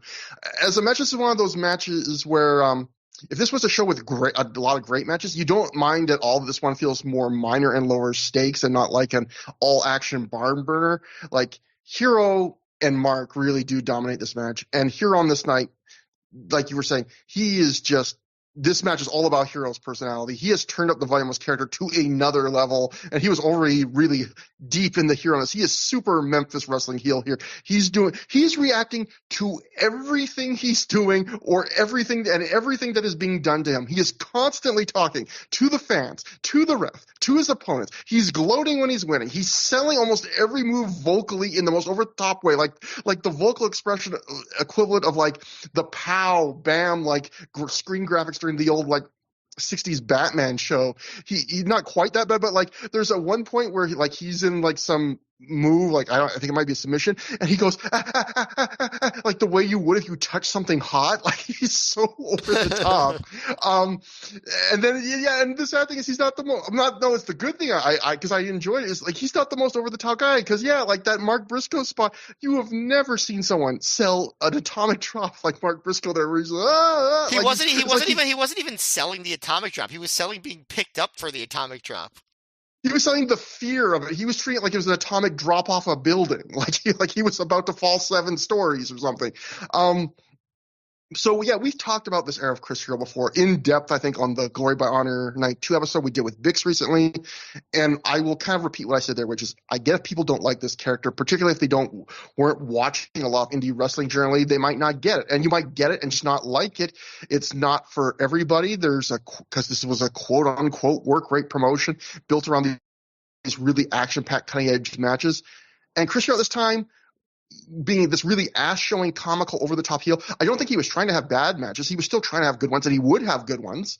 But with this character, I don't think that was his sole priority. And for most Ring of Honor wrestlers, I think that was their sole priority. I think he's sacrificing a little bit of action to be a heel, to be a character.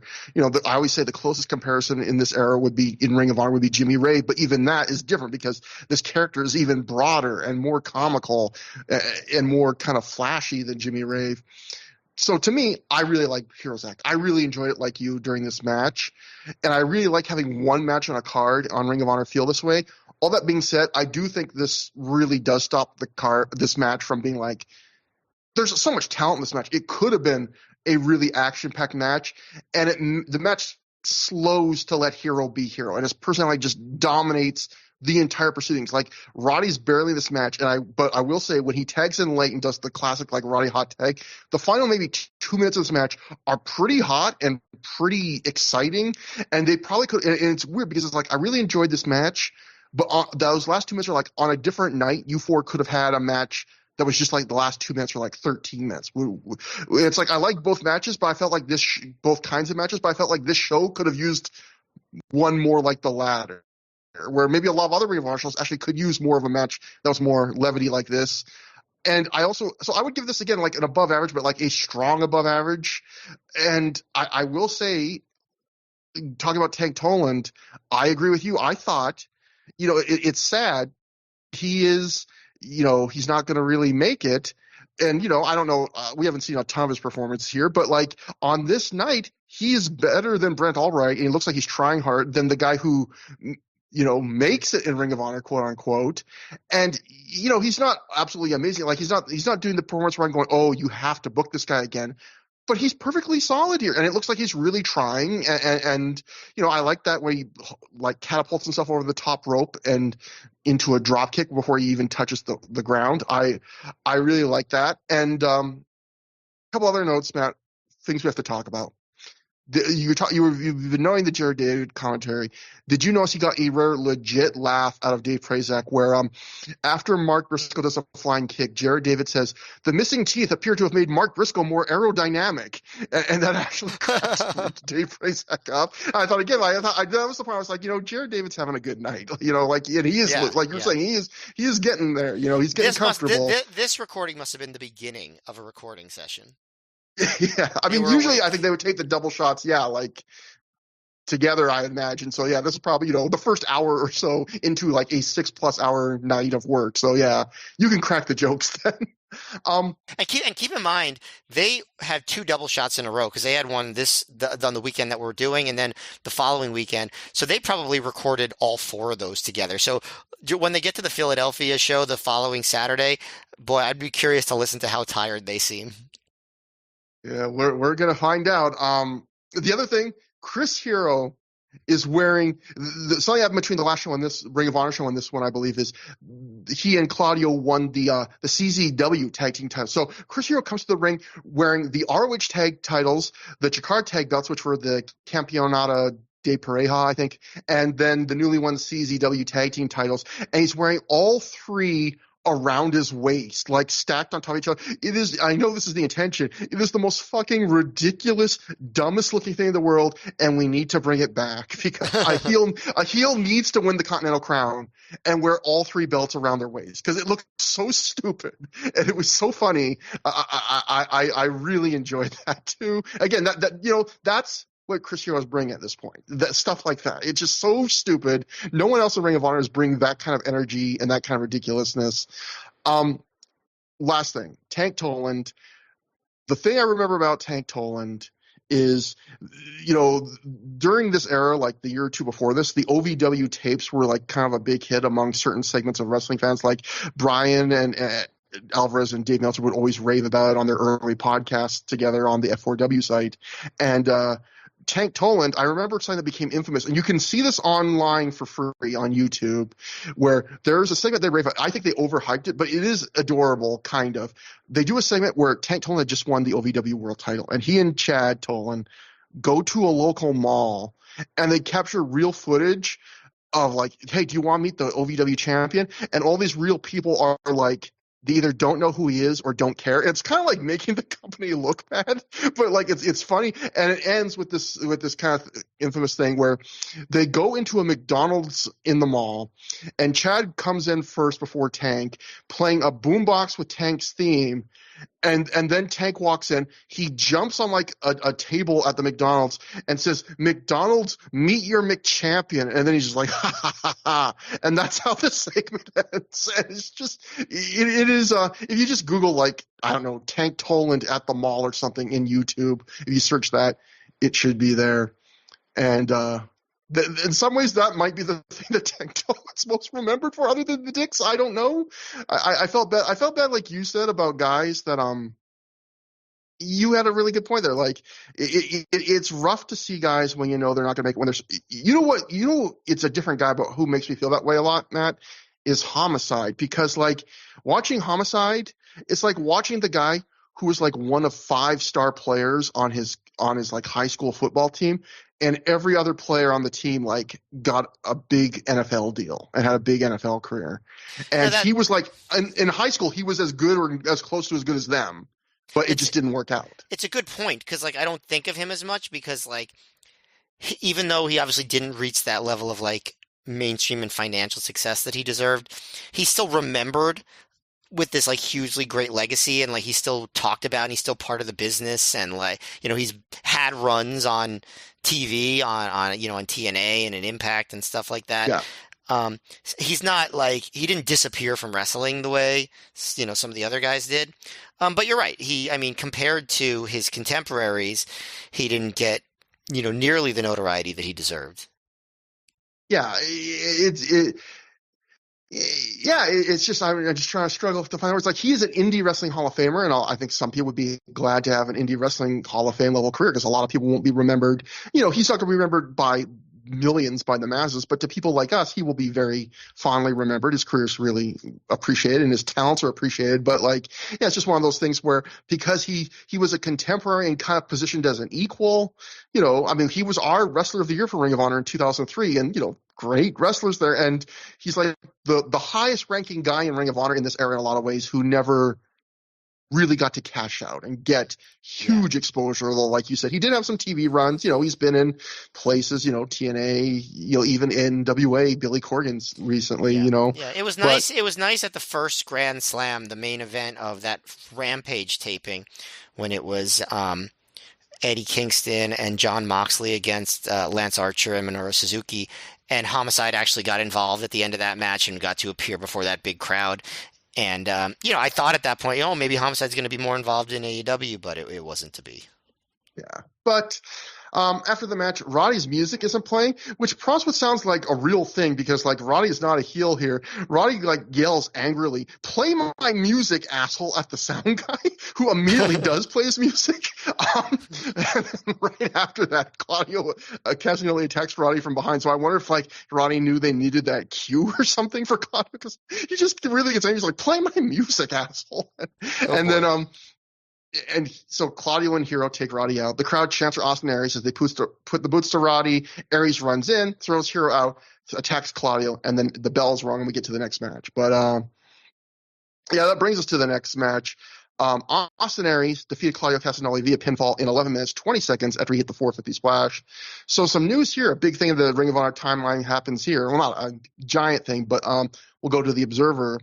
Claudio Castagnoli is in Deep South Wrestling getting a tryout. Everyone figured, because he's tall, that he'd be one of the first ROH guys to get feelers. And so, yes, between the last Ring of Honor show and this one, I think like a week before this show, Claudio works a match for Deep South Wrestling, like a dark match, which was like another of WWE's then developmental companies. And it was enough to get him an offer, but then that offer gets mysteriously rescinded in a mystery that continues on to this day, which we can get into on a future episode. But Matt, if you want a little bit of trivia, who was Claudio's opponent for the dark match that got WWE interested in Deep South? No, I don't remember. It was Kofi Kingston. Wow. So guy still wrestling to this day as well. So yeah, it was Kofi Kingston and Claudio in a dark match for Deep South. And so yeah, so this match, maybe it's just because of how meh Claudio's ROH singles matches have been as during this 2006 heel run, or maybe it's because we're deep in the waters of a very middling B show undercards lately, like not just this show, I guess a few shows. But I was pleasantly surprised that this turned out to be like a solid, like I would say good little match, like 3.25 stars. This is my favorite match of the show so far. This was Aries' chance to get some revenge and storyline after the briefcase shot that cost them the titles. And Aries, to his credit, acted like that. He showed a bit of fire early. He's outright yelling at Claudio, like, you broke my rib, so now I'm going to break yours. They get off to like a real hot start with some spots you don't just see every day. Like, they did this really cool bump early where Aries is standing on the ring apron. Claudio's in the ring and he charges towards Aries. Aries like drop kicks Claudio's legs out from through the ropes out from under Claudio, and Claudio, like, the momentum causes Claudio to fly over the top rope to the floor. Like, it was just like it's hard to describe, but it's just a really cool bump. Aries does a off the top turnbuckle double axe handle to Claudio on the floor, who's sitting in a chair. Aries does that he occasionally breaks out the cool like forward roll into a shoulder block. And even when Claudio controls a little later, where it feels like on this run, that's where his matches really get boring, where they get really slow and basic. It's not really bad here because his segment controlling is short, and it's broken up frequently enough by Aries that it's perfectly fine. I liked when Claudio was cheating, doing the grab the ropes abdominal stretch. Aries then cheats and grabs the abdominal stretch too. Like, he wants that rib revenge, man. He wants to hurt his ribs. So yeah, I said on the last episode, like, B-show cards, I just want you to show me a few things that are unique, that make the matches and the night stand out. And this match had a few of those spots, like I mentioned early, and stuff like Aries reversing the Apple water slide into a crucifix bomb that looked neat. Really, in under 11 and a half minutes, I just felt like this match had like 6 or 7 moments that made me go, oh, that was neat. And like, for an undercard, mid-card match on a B-show, that's all I want, Matt. Like, it made me say, oh, that was neat a few times, you know? Yeah, I thought Aries was fantastic here. Like, I thought he showed more energy and fire than he has in any match since that initial rib injury in the Briscoes match. Because I thought he'd been kind of dull recently, honestly. Like, he was obviously good in the match against Danielson, but I still thought Danielson was the one who made that a great match. He was, I thought, better in this match than he was in the Danielson match, even though the Danielson match was obviously a much better match in general. But just his energy, his fire, yelling, he's gonna break Claudio's fucking ribs and targeting them. I thought Claudio was still a little bit basic, but like you said, Aries carried the match energetically. I think the thing that took this match down was, like, I think this one was really hurt by the crowd.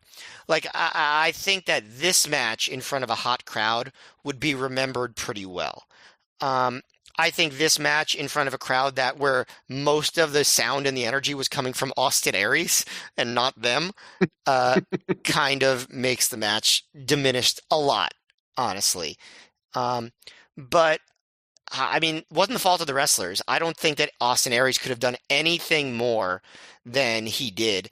And I was so happy that like you said, they started the match hot and heavy and kept it up. It wasn't like, oh, we're going to hit a big move and then we're going to like slowly go back into the ring and stare down and lock up and, do like arm bars and stuff, which is, I think, something that's kind of beleaguered Ring of Honor in recent shows. It's just too much of the rudimentary starts. Like, obviously it's a wrestling show and you want wrestling, but like, when every match starts the same way and it's so freaking basic, it gets monotonous and it gets boring, and that's happened a lot recently. And this match, kind of broke that mold in the way you'd want it to.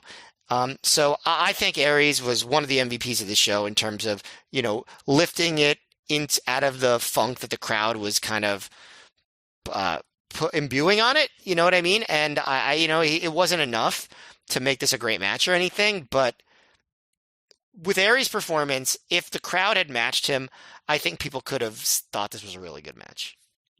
Yeah, I agree with you. Like, this is a crowd, obviously, where all night long I'm going, oh, they're not reacting very well. But there are a lot of matches where I'm like, well, I can't completely blame them. But this was a match, like you were saying, where I was watching going, this match deserves more. Like I felt bad for these guys. They're giving them better than the reaction they're getting. But also it's nice to hear you give the props for Aries. So we got like a late contender on this show for the Matt F Trophy challenging Homicide. Well, I should start doing like handicapping favorites and updating the odds throughout the show. Like I forget, I'm not the expert on the betting odds of being like, Homicide moves to a plus 120 with that comment from Matt. I think I'm handicapping it, but after the match, I'll never tell. No, actually, I will tell at the end of the podcast. You have to tell eventually. Yeah, You're contracted to. At the end of the podcast, it's part of the deal we signed. After the match, Chris Hero runs in, double leg takedowns Aries, and he puts him in the Boston Crab. He and Claudio go to hit Aries with the KRS-1, but Roddy runs back out to save him, so we're continuing to build to a rematch with those teams. And it's now intermission. Dave Prazak is backstage with Jimmy Jacobs, Lacey, and Colt Cabana, and he just calls them Lacey's Angels, which gets, I think Colt, you can hear him softly say under his breath, like, "What you call us?" So they're kind of saying, Colt certainly doesn't seem to think that he's in Lacey's Angels, but Lacey berates Jimmy for losing the match tonight and says if he doesn't win tomorrow, not only is Jimmy kicked out of Lacey's Angels, Lacey will make his life miserable. Lacey says if Jimmy is depressed now watching her and Colt work so closely together, this is just a taste of what real misery is like, at which point she jumps on Colt and starts making out with him to Colt's shock. And Colt at this point pushes Lacey away and gets angry and goes like, have a little consideration for Jimmy, which again, how much progress we've made in like 5 shows where, the Colt Cabana of 2 double shots ago would have loved hurting Jimmy's feelings and making out. And now he's like, don't do that in front of him. Don't be mean like that. I have to think that Colt must have stepped in and been like, listen, I don't want my character to be a dickhead. That's not me. Or maybe this was always the intention to really have him start out being like completely unsympathetic. Although actually no, because this really does feel like a jarring change, but it's worked out well. But right. So Lacey tells Colt that now that you're in Lacey's Angels, you're going to do what I tell you to do. Colt just like laughs that off and walks away. And then Lacey continues to yell at Jimmy when BJ Whitmer from out of frame spears Jimmy through the door of the backstage area which takes them right into the backstage like parking lot or whatever, and they just immediately start brawling outside, and that's how the segment ends. And I thought that was like an awesome chaotic ending. Very good blocking, a very good segment, I'd say in every single way. Everything worked in this segment. And it was like, sometimes, Gabe was really good at having like 2 feuds going on at the same time. And this was an example of it, like literally like one feud literally crashing into the next where, you're just kind of not even thinking about BJ Whitmer because you're thinking about like the Colt Jimmy love triangle storyline. And all of a sudden you just remind, oh shit. And BJ Whitmer just like fucking spearing this guy through the door. So yeah, really nice little segment there. That brings us to Davey Richards defeating Jay Briscoe via pinfall in 14 minutes, 58 seconds after he hit the DR driver. Matt, this is the battle of the finishers that are very similar. Just the Jay Driller is basically the DR driver, except you drop the guy between the legs. And I'll say this. I referenced earlier another time I thought Jared David did good job on commentary tonight. Give him credit here. He really tries to sell us. Like on commentary, he's like, the difference between the J Driller and the DR driver is that the DR driver is more impactful because the head's completely exposed. Like the legs aren't even touching his head, but it also takes a little more effort because you have to kind of pull the guy to the side. And I was like, God bless you. Like you're trying I was actually kind of buying it. I was like, yeah, that is right, Jared David. It is more impactful.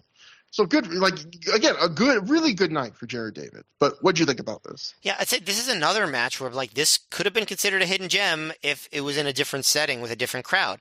Because even though it didn't tell a super coherent story, the guys worked really hard. They were stiff. They wanted a fast pace. This is another match that started hot and heavy, which at this point, just in my Ring of Honor rewatch, it's just like, I'm really craving that, as you could tell from what I'm saying. So that always gives bonus points for me. They start off by trading forearms and strikes, and some of them actually get pops from this crowd. And they start doing the thing early where they're teasing, going for their big move, and they escape. Like Jay escapes to the floor after a butterfly brain buster attempt. They fight over a test of strength. At one point, Jay goes for a pescado, and Davey gets his foot up, kicking Jay on the way down, which I thought was a cool spot.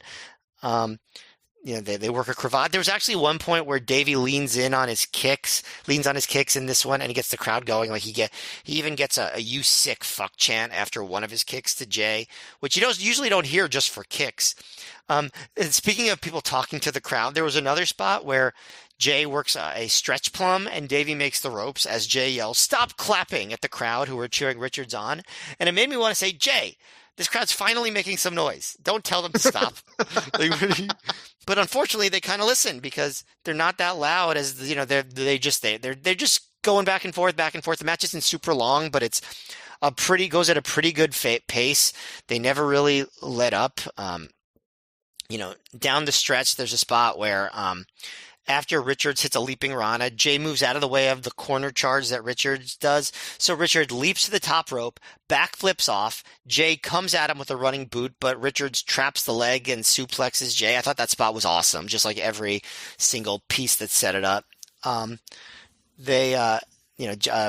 Richards does his Saito suplex. He does his bridging German suplex, gets a near fall off of that. Jay hot shots Davey and hits a Falcon Arrow, gets a 2 count off of that. Then they trade slaps mid-ring, and then Richards hits the handspring kick, but Jay pops up, hits the running boot, and both guys collapse, which was supposed to be an applause break, but the crowd didn't really do it, even though you could tell I thought the crowd was appreciative. There was just something about them that they just couldn't get themselves up to do that applause break spot. But then Jay goes for the Jay Driller. Richard gets a backslide for 2 and then hits the DR driver suddenly because, it is more impactful. He gets the win. I really like this. I thought this again, on a different show, this could have been considered a great match. See, this is a match where we're pretty far off because to me, this was above average. Again, like that rating I'm using. Just a lot of these matches were, to me, in that above average range where, for different reasons. Like there were some matches where I was like, they were kind of consistently at like a 6 out of 10. And there were some matches where they were like a 4 out of 10, but with a couple 8 out of 10 moments. And so it averages out to a 6 out of 10. This was kind of like, to me, like I can see why other people would like this more than me, including you. This is the kind of match I thought these two would have against each other. And I wish I wasn't right, where the Briscoes were in a career phase at this point where, we've talked about a lot on recent episodes where they were all action, 110% effort, but very little psychology of story. And that was kind of a criticism foisted on Davey Richards a lot for big chunks of his career. And so you get this match, and to me, it's nothing but two guys working pretty hard, doing moves back and forth, and leaving me kind of cold. And I can see why other people would like it more because it is good effort here, and there are some exciting moves, but sometimes in wrestling, you hear people say like, "Oh, we do get less with more. I mean, get more with less. We got to work the marks. We got to do as little work as possible, but get the biggest reaction. And that's the art of wrestling. And in some ways, that is true. In some ways, that's kind of a very dour, dismissive way of looking at your audience. But I felt like this match was kind of by the way, a lot of wrestlers say that about the art of wrestling, but there aren't that many wrestlers who I think live that. It seems like most wrestlers want to work harder than they say they should have to work. You know what I mean? Like, it seems like that's like a kind of a romantic idea of like, oh, we're gonna work real smart, not hard. But I think it seems like most wrestlers like to impress the crowd and do a little bit more and give more of themselves than all that. I think you're right, especially in modern times. I think more wrestlers feel that way than ever before. I think that's much more prevalent old school mentality. Yeah, but even the ones who say that about the old school stuff, it's like when you act like MJF, for example, like he'll say that about like you want to work smart and like wrestling's about protecting yourself. But then you watch him wrestle, and he works really hard, and he takes a lot of bumps, and he damages his body just like the rest of the guys. Yeah, he will say, "I'm trying to teach the guys a different flavor of ice cream. I'm trying to do things to show you don't have to kill yourself." And then he'll dislocate his hip doing a top rope dive to the floor onto the floor because the table broke. You're just going to say, "I'm going to do it anyway." So like, yeah, he is. But it also kind of reminds you not to get sidetracked. But like you talking about this, where I feel also a lot of those crusty old wrestlers that did that less with more. They don't really believe in that as like the art of wrestling, because there is an argument that that's part of the art of wrestling. getting more out of doing less. But like a lot of them, they just say that to justify being lazy. Because I remember there was like a shoot interview where like Chris Hero was giving advice to wrestling students and they taped it. And one of the things he said was like in his experience, like he was a fan of calling in the ring bases. In my experience, like a lot of these veterans, when you work with them and they say, oh, let's just call in the ring, that's what wrestling is. It's because they just don't want to be bothered to like think about the match or do any work or like talk to you for 5 minutes before the match. Like it's not this really, I believe this is how wrestling should be. It's because it's easy for them, just to go, yeah, it's the same with like a lot of the stuff. Like, do you really believe in doing less, or is it just because doing less is it's easy? But anyway, that's a long way of me saying I thought this match was the opposite. I thought they were getting less, doing more. I felt bad that I was not more drawn into this match for the amount of work they were giving. And this was, I think, the match where I noticed. I think you kind of alluded to this. The like 10 people try and start a clap and it doesn't take. And I was thinking, if I was a wrestler, I'd rather the crowd be silent than 10 people clap. Because if the crowd is silent, you can just tell yourself, maybe this is not like a clapping crowd, but they're just enjoying it quietly, which maybe for some of the show they were. But when 10 people start a clap and no one else does, that's almost like some people saying, hey, this is pretty good, right? And everyone else saying, it's not clap worthy. And that would make me feel bad how I was a wrestler in the ring. Like, why aren't you clapping with these people are clapping? But anyway, I thought you could have a really fun match. There's nothing but action, even if nothing is shaping the match. But for that, I think you have to go absolutely insane and pull out all the stops. And instead, these guys worked hard, but I felt like mid-card hard. And, they gave me a level of effort that made me feel guilty, but not an effort that actually won me over. I was just kind of numb by this match. And I don't know. You do get some big stuff. You get, Davey's usual crazy down to the floor, Jay's big top rope leg drop. You get big spots here. It's just, I don't know. I wish I liked it as much as you, Matt. What can you do?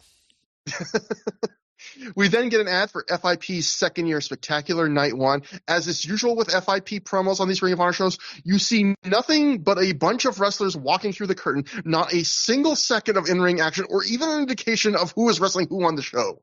So it is literally like, hey, do you like Ring of Honor wrestlers? Some of them are also here. Please buy these DVDs. Like, there's nothing selling you here on the show. So, but we're used to it by now. It is funny though. Yeah. And that brings us to Delirious defeating Matt Sydal via pinfall in 24 minutes, 28 seconds with the chemical imbalance too, which is a pump handle driver. This was an interesting match to me. Usually when I feel like you could cut a big chunk out of a match, I'm saying that as a negative. It means like there's like a lot of fat you could have trimmed, stuff that's just filler that doesn't serve the point. To me, Matt, like the fat in this match was kind of the point. It was kind of like what you came for. This match is almost 25 minutes long. I honestly think you could, if you're just looking for action, you could cut the first 15 minutes out of this match and not miss a ton. Maybe a few nice sequences, but there's a lot of really basic mat work. There's a lot of staying around. The main thing you would miss is Delirious going, working the nerves. Yeah, you would miss a ton of comedy. But here's the thing: in this match, the comedy is the most over thing, I think, not just in this match, but probably on the entire show. I don't think we've ever heard a crowd laugh as much for a match as the first 15 minutes of this match. Like it's almost like a comedy show. Like they're laughing at everything Delirious is doing. Everything is working for him on this night. I might be wrong on this, but I think it's former guest of the show, Phil Schneider, used to say years and years ago, running reviews, he would sometimes occasionally criticize Kevin Steen, some of his performances on the indies, as a stand-up comedy wrestler, in the sense of some of his matches, he would do a ton of crowd work where like a lot of the fun of the match would be just him engaging the crowd and interacting with them and talking with them and playing off of them. And, some people love that. Some people, I think, like Phil, thought that was to a detriment. And Delirious in this match, if you're watching for the first 15 minutes, it's a different kind of comedy, but it is basically what he would describe. I think it's like stand-up with some wrestling thrown in. It's him just doing goofy Delirious bit after goofy Delirious bit. And again, I enjoyed it well enough, and I can't fault them when it's like the most over thing on the show. And in fact, when they get to the final 10 minutes and they flick that switch where they go, okay, we're going to take out all the comedy, we're just going to get to serious and have a good match now, the crowd gets quieter, I thought. Like they're not as into the wrestling as they are the Delirious comedy.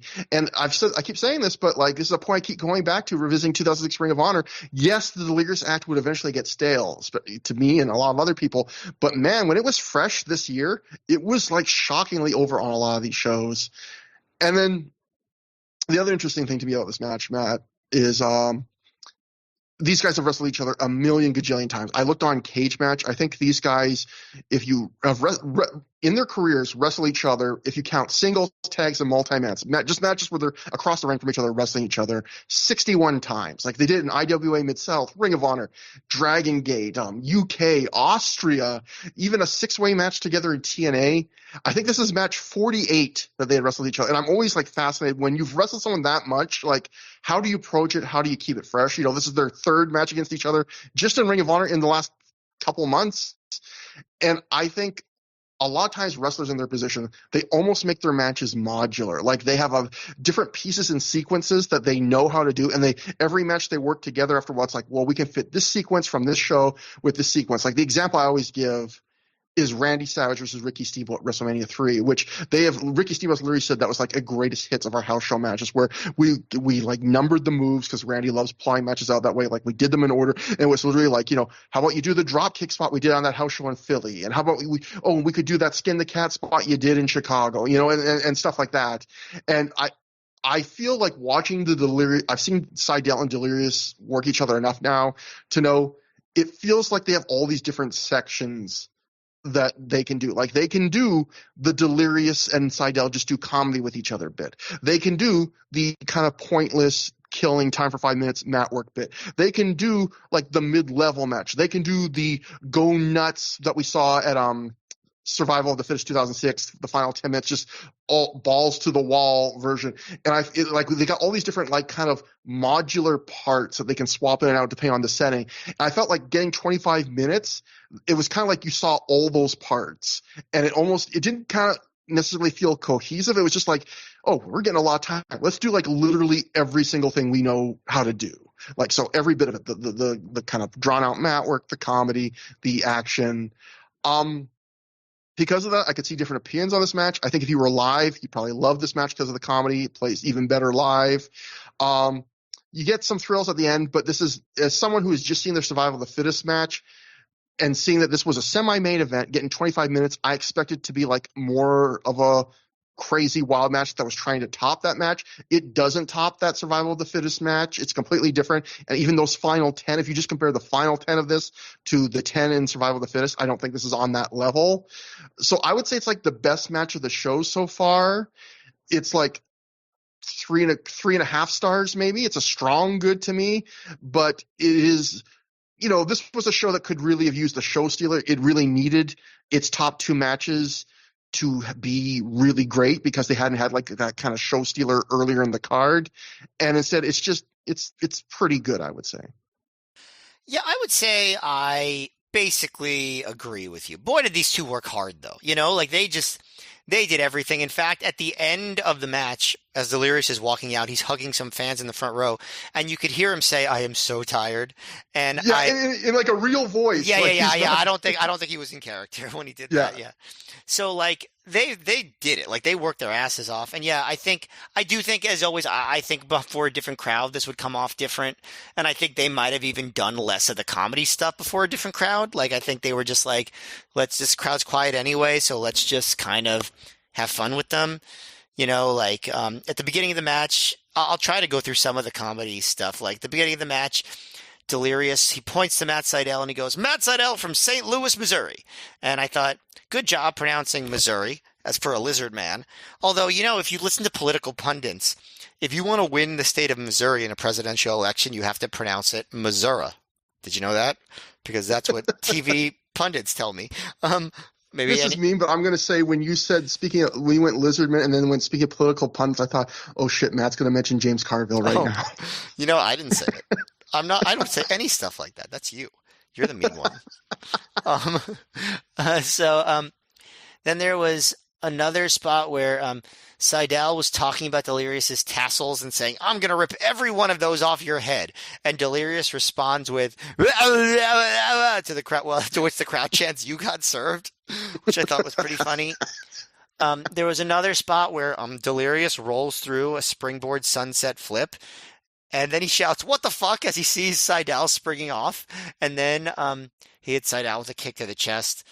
Um, in a way, during this early like comedy spot, Seidel is actually working heel in a way, like not cheating, but like showboating, taunting, because the crowd loves Delirious so much. There's another spot where Delirious is grinding his forearm into Seidel's face while yelling, "Rub, rub, rub, rub, rub, rub, rub," which it is a way of rubbing, I suppose. Then there's that spot where he puts the nerve hold on and he goes, "Work the nerves." He looks around and goes, "We're working the nerves." And the crowd is very cooperative there. They start chanting, "Work the nerves," which again, I guess something got the crowd going. And at this point I wrote, like, this is one of the most athletic comedy matches I've ever seen. Then there was another spot later on. Seidel basically leaped off the top rope with his cannonball leg drop, and he basically decides to sing "Cannonball" as he's doing it, which is new. I don't remember him doing that before. And I was like, if you're going to sing Cannonball, you should sing the Breeders' song Cannonball, not this new version of Cannonball that you just made up. But can you remember a time where Seidel sang Cannonball before hitting I'm that sure leg he's drop? probably done it once or twice, but that is not typical. I mean, maybe it's also like we've both been saying, this crowd is so quiet. You can hear everything at this point. Like, Yeah, that's true. Um, But yeah, and like there's another spot where like they also do a thing on the show where they're calling their moves a lot more, I guess because of the quiet crowd. Like there was another spot where Delirious actually yells "Panic Attack" when he does the panic attack, but Seidel moves. Delirious does not usually yell that. And then Seidel yells "Here it is" before the Here It Is driver. That of course is something Seidel does. That's actually yeah. why it's called the Here It Is driver, but I thought it stood out more in this match because everyone was doing it. Um, then there was another spot where Seidel hit a Shadows Over Hell, and he yelled that too, Shadows Over Hell. So they're really going for it. There's also this spot near the end where they just do an excessive amount of roll-ups for 2 counts, like just like so many, to the point where like I wish the crowd had more energy because they had so much energy. But yeah, in the end, I basically agree with you about the match. The crowd was too quiet. The momentum never really built. It was too many different things. But I have to respect how hard they work because they worked their asses off. Yeah. Nothing dated this show more than when Delirious is in that master lock. I mean, the full Nelson going, "No, no, no, no master lock." And the crowd chants, "Fuck Chris Masters." I was like, oh, yeah, this is the time when people hated Chris Masters. And instead of when he came back and then he actually was like kind of good. And then it took some time for people to slowly realize that, like, oh, like Chris Masters actually isn't bad anymore. You know, he's gotten better. At one point, Delirious tried to start a Colt Cabana chant, and Seidel like earnestly asked the ref, like, make sure he knows who he's wrestling. Like, I'm not Colt Cabana. And there were some cool spots, like even though I was also wrote in my notes, two guys have wrestled each other a lot when they're now doing we do each other's finishers to each other. Because I'm glad you point out, like, Seidel does Shadows Over the Hell. I think Delirious does the Here It Is driver. I think maybe I think he does. Yeah. Yeah, so they have clearly reached the Rock Austin stage of their careers where it's like, we're deep in this. What's the new wrinkle? You do my stuff, I'll do your stuff. Just Kenny Omega and Okada. Yeah, exactly. When you've wrestled each other that much, you get a right to do that. And one other thing you talk about, like interactions. One thing I noticed was, before the match starts, during his entrance, a fan in the front row flips off Matt Seidel right to his face, and it's kind of being a dick. And so Matt Seidel late in the match goes, "Let's finish this off," and then he points to that guy in the crowd and goes, "For you." And I just like, Matt Seidel, you're such a dick. I just like that. Like you were saying, like Seidel did lean into it. You could tell that Matt Seidel, even back then, had a lot of personality. He had a very hard time showing it in like a normal pro wrestler way at the time. You know what I mean? Like he came off as sort of stiff, but like when he showed personality, like almost like goofy in a way that didn't really fit what he was trying to do. Like I think he eventually got closer to putting it together in a way that made sense. But during this era, it was a weird cognitive dissonance I had between like his obvious personality and quirkiness and his sort of like bland wrestler persona.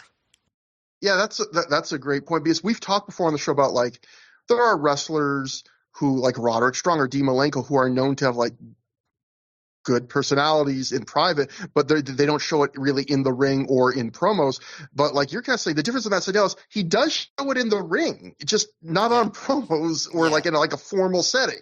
But like in the matches, you do like in this match you do see like this guy's charismatic. He is riffing. And he's not shy about it. But yeah, there's just some people when you make it more formal, you just lose it for some reason. But And I also liked Sydal fighting off the never-ending story clotheslines, which Delirious has really been going crazy with. He only lets him clothesline a few times, and then he just starts like hitting his arm as it comes in. And Delirious keeps trying a few clotheslines, and he just keeps hitting it till it stops. And I thought, that's like a good counter. Like, I'm just going to keep punching your arm when you try and clothesline me. So after the match, the crowd chants, "That was awesome." Delirious hugs a couple of fans, and this is where we hear him tell in like his real out-of-character voice, "I am so tired," like you mentioned. And so, this was another match where, again, like weird crowd where really loved the comedy. They were quiet for some of the action parts, like too quiet. But then when the match is over, they're giving it, "This was awesome." So just a very mixed, weird crowd. So next, the Midnight Express theme music plays, but quickly changes to Adam Pearce's Black Betty theme. Out comes Jim Cornette with Adam Pearce, Steve Corino, and Shane Hagedorn behind him. So now he recognizes Shane Hagedorn. Must be mad by now. In the ring, Cornette gets on the mic and he says he has a sore throat tonight and a pissed off disposition. And we can tell his voice is indeed hoarse. A few fans chant, "Shut the fuck up." And Cornette then says, "The only thing missing is a female or two between the bunch of you." And then he says the F-word slur for gay people, which, going to your point, Matt, of this crowd being pretty homophobic, gets a huge "oh snap" like babyface reaction from the crowd and some applause. This is the thing they'll applaud tonight, Matt. They'll applaud this. And then Corino laughs and then says your F-word slang at the fan. Yeah, Corino doubles down on it. Yeah, and Cornette calls Dayton, Ohio, the armpit center of the world, and the fans a bunch of Buckeye bastards. Cornette says he's sick of explaining himself. "If you want Homicide, you're going to get Homicide because I have some people here who hate me. Hate Homicide as much as I do. They're going to make sure he doesn't get to December." Adam Pearce gets on the mic and introduces Steve Corino. Corino then gets on the mic and says it's been such a long time since he's been to Columbus. I think I misheard. He's doing the gimmick where he doesn't know what city he's in, and then he has to be told. And I might have misheard this, but I think he calls Dayton, Ohio, Gayton, Ohio. So just really piling it on. He calls the fans fat and ugly, says he's never seen so many pathetic losers in his entire life. A few fans start a Steve Corino chant at this, which gets Steve mad. He goes, "Look, if I wanted you guys to cheer for me, I'd come out here and go, rah, rah, rah, cheer for me. Sit down, fatzos." Corino actually, at this point, I swear to God, breaks out the hokey, "This guy is so fat he had to buy 2 seats" line. He says there are 500 virgins in the crowd, which is a very generous estimate of this attendance. Pierce points out a woman in the front row and says she's always on her back in Dayton and her knees are in 2 different zip codes. Corino then says it doesn't get much hotter than this. Well, wait. So you see, Trevor, the what they're trying to say with that line, because basically Carino's like, there's so many virgins in this crowd, and then Adam Pearce is like, not everyone. This woman right here in the front row, her legs are in 2 different zip codes. So you see what they're trying to say is a man is bad if he doesn't have sex, and a woman is bad if she does have sex. So they're basically hitting every regressive, offensive concept that they possibly could on this one promo. And then Corino says, doesn't get much hotter than this. So Homicide, to the cherry on top, get your black ass out here. Jesus. We're so ridiculous. It's just, this is like such a bad promo. It's just like, I get it, like they're going for heel heat, but it's the lowest hanging, cheapest heel heat you could possibly ask for. And they throw in racism, homophobia, sexism, basically every single ism that you could get to in a promo, like they could fit into a promo like this. And Yeah, I think that all these guys could have done better. They are more talented than that. But I guess there's something to them, like especially Carino, I think like he gets such a kick out of the cheap heat, like he's just like, "Oh, I'm being a real heel here. Old school." But I think he could do better. Yeah, like we've seen obviously segments that age like rotted fruit. We've seen bad segments, offensive segments before. There's always lots of debates about what a heel can be allowed to do, and times change. All that stuff. I always say some segments there's offensive stuff where I go, I can acknowledge it's offensive while also acknowledging the segment worked on some level or had good delivery or other attributes. I think even if you take away the offensiveness, this was just, as you were saying, so cheap, and I'll just say it, lazy. Yeah, lazy. Like these guys, Cornette and Steve Creel are great promo guys. They're both very charismatic, and the charisma still came through. But they both just felt so like half-assed, like compared to what they're both usually do, even in Ring of Honor. And even the Cornette one, I almost felt like him going, I'm not going to say the same things I've been saying lately. It was almost like an admission that like he's been doing the same promo for like 4 shows now, like just the Yeah, same. I'm sure. Listen, we criticize Cornette, but like that guy takes pride in his work, and I am sure that he was like, all right, I've said this shit enough already. I'm not doing this promo again. Like I'm sure he was sick of and almost like probably embarrassed about having to do saying the same thing over and over and over again. Yeah, and again, for a show that could have used a lot, and little wins up and down the card, could have used like things that overachieved. 2 really good mic people getting on the mic right before the main event, and they just give you this, and it just the most hackneyed jokes. Cornette basically being like, "Yeah, I'm out of ideas." It's just yeah, and as to Cornette, I mean, maybe we should give Cornette a little bit of slack apart from the homophobia, because we'll read from the TNA section of a Wrestling Observer during this period. Dave Meltzer would write, after doing the next 2 weekends for Ring of Honor, Jim Cornette will only be doing the pay-per-views and the TV after the pay-per-views as far as stuff for the rest of the year. He'd gotten sick the first week of September, but was working through it. And at the TNA pay-per-view, his voice was gone, and doctors told him not to talk for an extended period of time. So apparently he had just blown, and you can tell, listen to this, like he's blown out his voice. So Yeah. for a guy that, his whole job in wrestling at this point was talking, worst thing that could happen to you is losing your voice. But it's still his job to this day. Yeah, and unfortunately it's in better condition now. But brings us to the main brings us to condition. Making enemies up and down the street. Let's he's got bigger fish to fry and far more success to have. But weren't you like called by Brian Last once like the goofball of the week or something like that? Yeah. Brian Last is not a fan of me. Whatever he called you, it was very funny. I like not like funny, like not funny like a good joke, but like funny like it's a very silly thing to say about somebody. Yeah, like he's got a very, not to pick, he's got a very like Morning Zoo Crew vibe to like a lot of stuff he does, like he's the dunce of the week, wong, like just that kind of shit. But boy, it would have been better if we got the wong. Wong. Duds of the week. But that brings us to the main event. Homicide Samoa Joe defeating Adam Pearce and Steve Corino with Jim Cornette and Shane Hagedorn in their corner in 17 minutes, 7 seconds when Homicide pinned Pearce after a lariat. So yeah, this is probably, from a marquee standpoint, one of the weakest Ring of Honor main events. I mean, I guess the selling point is it's Homicide and Corino back in the ring against each other, although but they did face off at a... Sorry. Oh, go on. I was going to say, especially in this era, Adam Pearce really was not a marquee guy in ROH. You know what I mean? Like, if you see a main event and Adam Pearce is in it, it's like that's a weak lineup at this point in 2006. Despite the fact that he's coming off like his best work in Ring of Honor, like he did really good job during the CZW feud. But it hasn't translated to people being like, oh, I really want to see a main event with Adam Pearce in it. Yeah.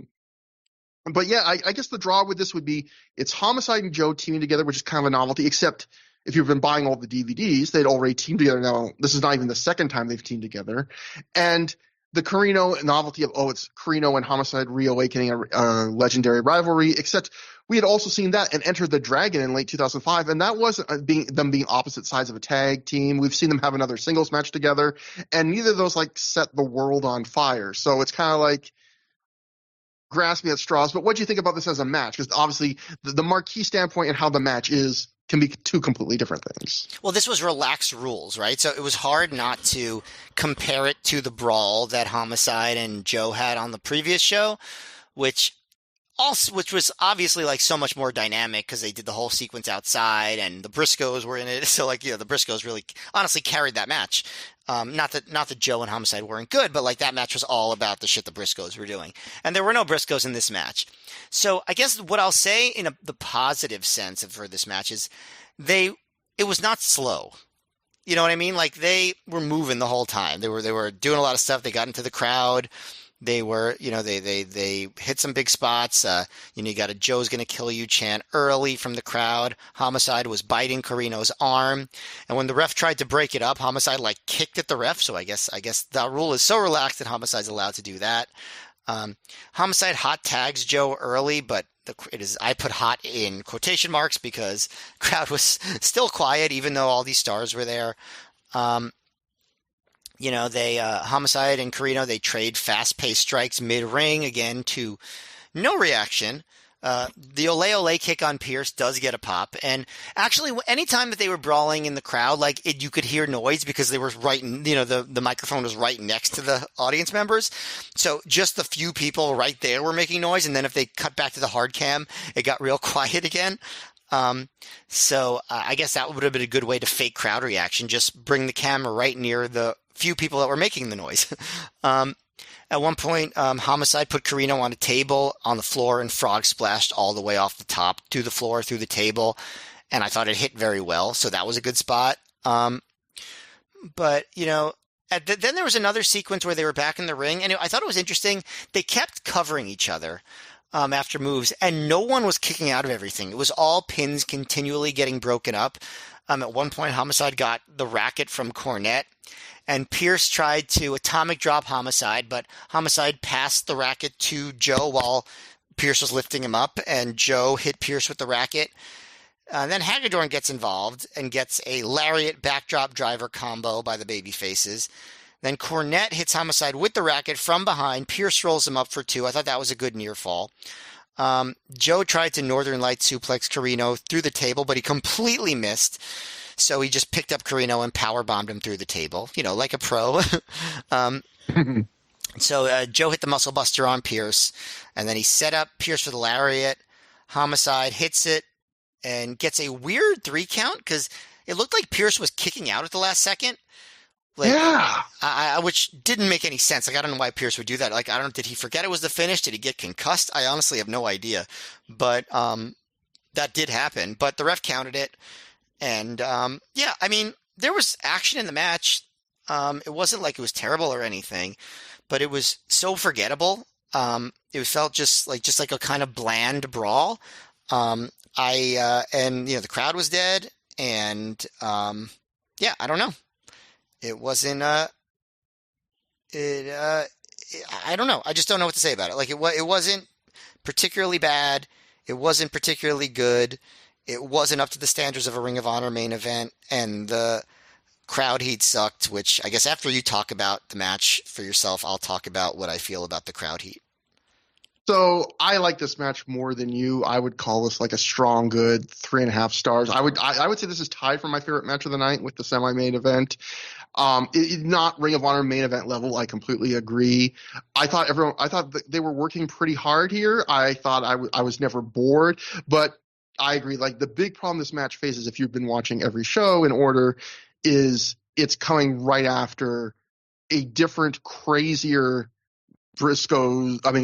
tag match with Homicide and Joe, where the Briscoes. That match. It's kind of an unfair comparison because in some ways it's one of the crazier matches we've ever seen in Ring of Honor. Doing stuff off the top of a truck, getting thrown into a brick wall outside, a table that won't break no matter what you do to it.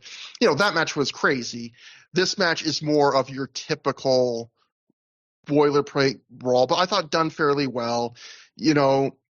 I do think the relaxed rules thing, it was kind of annoying to be told early on. It's relaxed rules. It's not no DQ because, as you said, I was looking at my notes. In this match, Jim Cornette's tennis racket gets used in the ring in full view of the ref. Shane Hagedorn literally walks into the ring at one point, interferes at a different point in the match.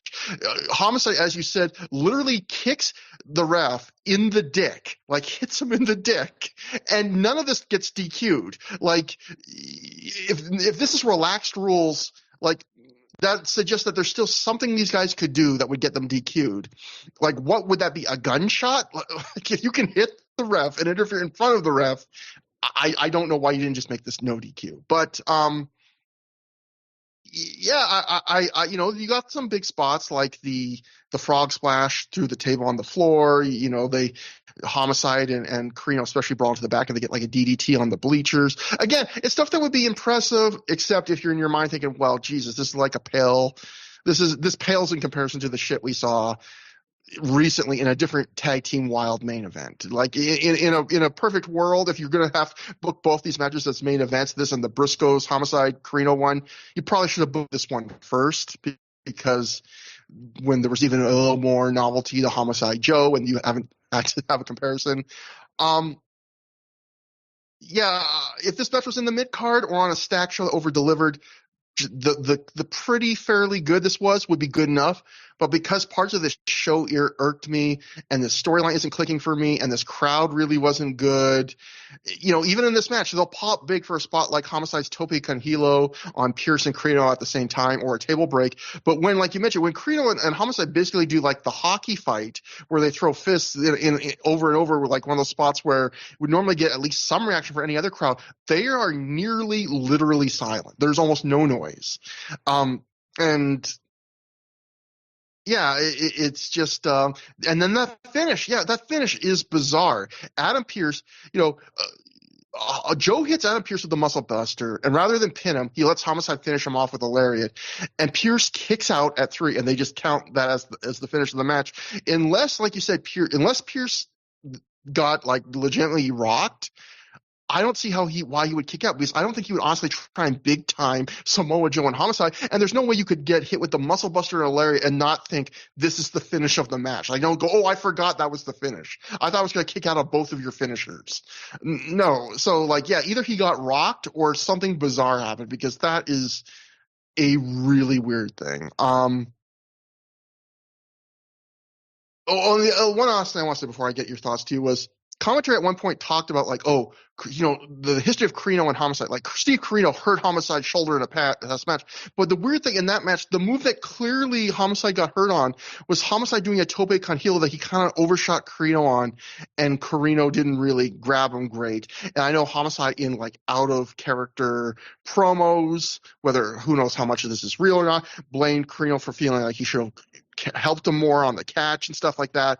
But it's like, in kayfabe, Corino did not injure Homicide's shoulder like Homicide injured Homicide's shoulder. But so it's weird how they're kind of retconning it now to build up the storyline. But otherwise, yeah, kind of a middling way to end the night in ring wise. But what would you think about the crowd? Well, this is a stretch of shows. Like, you know, we've had dead crowds in ROH before. Like, I know, like, you know, you said this might be the deadest. I don't think it is. There were others over the years, through the years, as they say, as some might say. But I do think this is the longest stretch of shows with less than hot crowds. Like, this entire, like, fall leading up to Final Battle, there's a lot of them. And I was thinking about it in terms of some of the debates that you hear people talk about with AEW in contemporary times. I think the reason the crowds are not engaged, even in things they would have other times, is I think the overarching angle, like the top promoted thing in ROH in this time, is the sort of thing that people don't come to ROH for, and I think it hurts the vibe of the whole show. You know, we talked about it on recent shows, just like this whole, people don't watch ROH for WWE style evil promoter, evil commissioner storylines, you know, with the underdog babyface fighting against the authority, as they say. That's not what people watch ROH for. They watch ROH for, you know, serious wrestling and world title matches that are treated as big athletic contests, right? Like, that's the main reason people were into ROH in this era, because it wasn't like WWE. Kind of reminds me of the debate late last year about, you know, AEW becoming too much like WWE, and maybe that caused some lack of interest or quieter crowds than you normally got from AEW in previous eras. And, I think people now are maybe wondering if things are course correction and people are getting back into it now that the emphasis has shifted back more to the athleticism. I think it's, as we record, this is really too early to say. But for ROH, I don't think it is too early to say because we watched it before, we watched it during, we watched it after, and we'll see as we get after. I think once this Homicide Cornette stuff ends, things start coming back again. What was the main focus for most of 2006 was Danielson's title reign, Aries and Strong's tag title reign, the CZW feud, which was much more of like an old school, like territory style, like blood feud as opposed to like WWE style gimmickry. And I think that stuff got over very well. This is just killing people's vibe. This is just like, what is this? This is not ROH. Even partially out of necessity because he's been injured, but Danielson has been greatly de-emphasized. And the stuff that's emphasized instead is, just very 90s, early 2000s TV wrestling stuff, which is just kind of a bummer. And I think that's how these crowds seem to me. Like they just seem kind of bummed out. And so they're not so willing to be excited by the stuff that normally would be exciting. And we've been through this a couple of times before, maybe not quite this, but there's been a couple of lulls we've covered on through the years. Like I would say right before the Feinstein stuff broke and like the At Our Best and Reborn launch, I feel like they had kind of been in a little bit of a lull there. And then I would say after like the Summer of Punk, before the Danielson title reign really started rolling, I think there was a bit of a lull, minus Joe versus Kobashi. The difference is not every, there were, in 2004, there weren't as many shows. They weren't doing the double shot so much yet. In 2005, they were, but not every weekend was a double shot. So there weren't as many of these, like, okay, another kind of dull show. I think that's the difference. It's just there's more of it, so it stands out more. And you not only did you did a great point saying that really sets up the final segment, which we'll get to in a sec. But another thing you did that worked out great is I just very briefly checked Twitter for a second. Normally I don't, but for some reason I felt compelled. It was meant to be, Matt, because you're talking about about how AEW might be course correcting, feel something to get away from things. One of the only things I saw on Twitter when I loaded up, Tony Khan saying we're bringing back the rankings. Oh. So you want to talk about the company that's spending recent months saying we're sorry, we got away from ourselves. Like, yeah. But do they have a contenders ring? Because I would like to hear the announcers explain that during a 45-minute match. Are you saying what could have made this 2006 winter better for Ring of Honor is if they came out with another ill-advised number one contender system that they dropped within 2 or 3 months? Yes. Is that what Ring of Honor is missing at this point? But yes. Yes. We get to our last segment. After the match, Shane Hagedorn runs in and he attacks Samoa Joe, who completely no-sells Hagedorn's attack, slaps Hagedorn in the face multiple times, drags into the back, where we never see them again. Cornette then waves in the Briscoes, who attack Homicide in the ring. Homicide fights them off 1-on-2, but Adam Pearce stops them from hitting the cop killer on Mark Briscoe. Homicide then gets attacked by Corino, Pearce, the Briscoes, and a tennis racket wielding Jim Cornette. And you have to wonder at this point, Matt, one, why Samoa Joe went all the way to the back with Shane Hagedorn and left Homicide all alone in the ring with Pearce, Corino, and everybody else. And two, how in the world Shane Hagedorn could keep him tied up for so long? Because as I'm about to describe, basically every major babyface on the roster comes out to try to save Homicide, except Samoa Joe. So Corino, takes a plastic bag and he covers Homicide's head with it as Prazak now screams that he's trying to suffocate Homicide. Students from the Ring of Honor school try and run in and save Homicide, but the Briscoes stop them from even getting into the ring. Corino screams, "Die, motherfucker, die." Aries and Strong run down and fight the Briscoes at ringside, but even they can't get into the ring. Prazak is now screaming that the suffocation could cause brain damage or kill Homicide. He's screaming now for someone to help. He's saying it's the most sadistic thing he's seen in pro wrestling. Finally, Matt Sydal, Delirious, and Davey Richards successfully run the ring. They turn the tide. They brawl with Corino's crew as Homicide lies motionless. It's funny. You could tell they realize it's not time to take the bag off because they have these lulls where then they decide to keep kicking at Corino's crew. and like instead of taking the bag off Homicide's head, and to the point where somebody in the crowd yells like, Richards, take the bag off his head already. Like, it's just like, because they clearly had many opportunities to, and they just didn't. I did not notice. You know what? That might be my favorite part of the show, and I didn't even catch it. It's the guy yelling, Richards, take the bag off his head. Go back and look. Okay. It happens. This is a good crowd. I changed my mind. This was a good crowd. They do have their moment. Yeah. They do have their moments. That's why I said they weren't the worst crowd. So, Delirious, Davey Richards successfully run. They turn the tide. They brawl with Homicide's crew. Homicide lies motionless, bag over his head, and then hits Richards, eventually removes it, I wrote. So, yes, thank you for that, fan.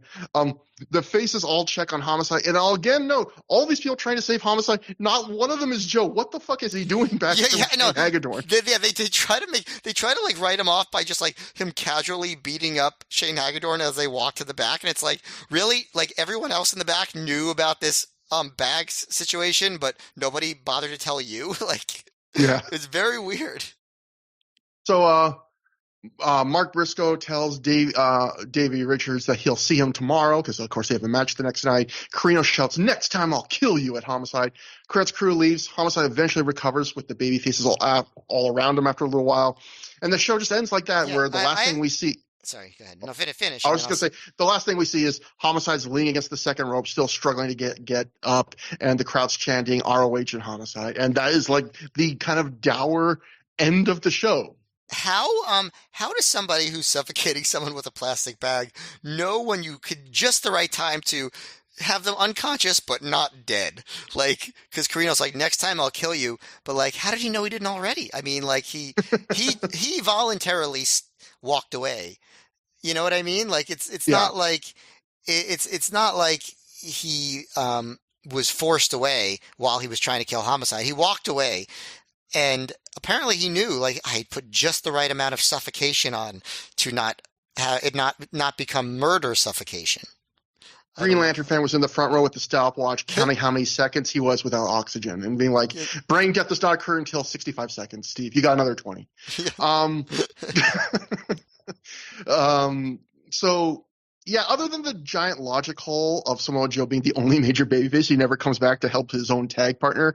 Like, I get why you don't want to have Joe there, because maybe you feel like you can't have Homicide be worked on that long. Like, if Joe was there in kayfabe, Joe should have been able to fight through.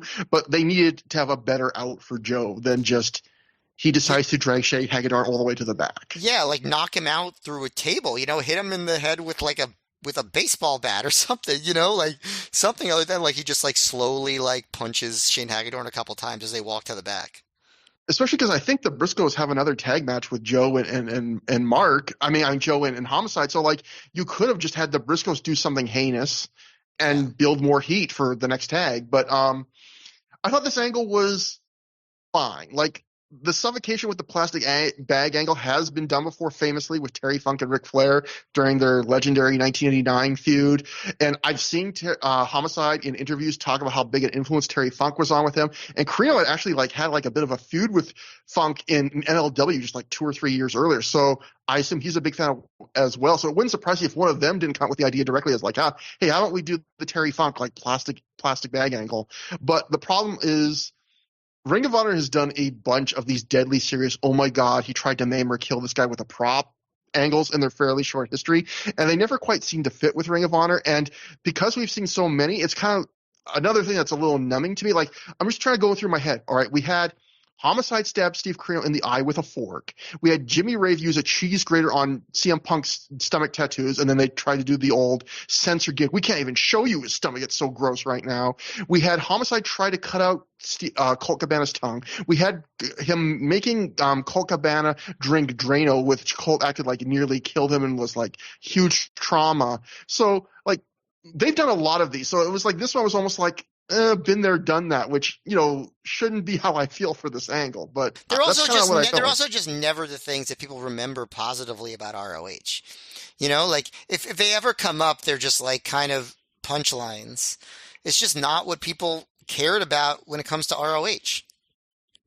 I will say the Drano one was at least memorable, Yeah, and it yeah, did yeah, kind of yeah. change the complexion That of that feud. that one was probably the one that came off like the best in terms of um like just like the going for the tone they wanted as opposed to just being kind of a groaner. Yeah, but to your point though, I think no most people don't even remember the other ones. Like does how many CM Punk fans know that there once was an angle where a guy tried to shave off his straight edge belly tattoo with a cheese grater? Yeah, yeah. Like probably not very many, but that's like a crazy thing. But it's not remembered. Anyway, yeah, that's the note we end our review of Suffocation on. Matt, this was. What did you think about this show? This is a weird one. Yeah, I mean, like I had very, very bottom of the barrel expectations. So I thought this was not like the worst show of the year, or honestly, I thought there were a few shows worse than this. So in that sense, it greatly exceeded my expectations. I liked several of the matches. I mean, the one thing this show had working against it is when you have an ROH show, you want there to be at least one great match, and there wasn't a great match on this show. So in that sense, it's probably not a show you need to watch. But I thought there were a few good matches. I like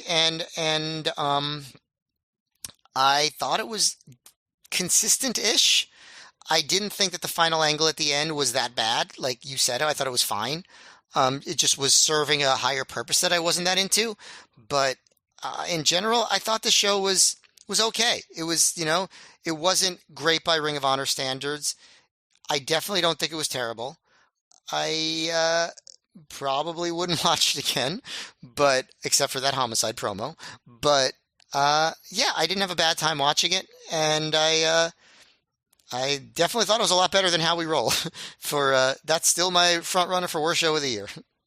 So I'll give a caveat that I often give, which is Ring of Honor in this period had such a high floor that I agree that like there were two fairly good like 3.5 star matches on the show.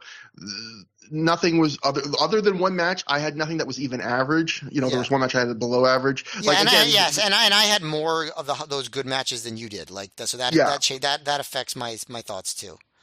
So there is a floor for him. I always say that, but I will say it's never been tested more because, like you said, this wasn't a great.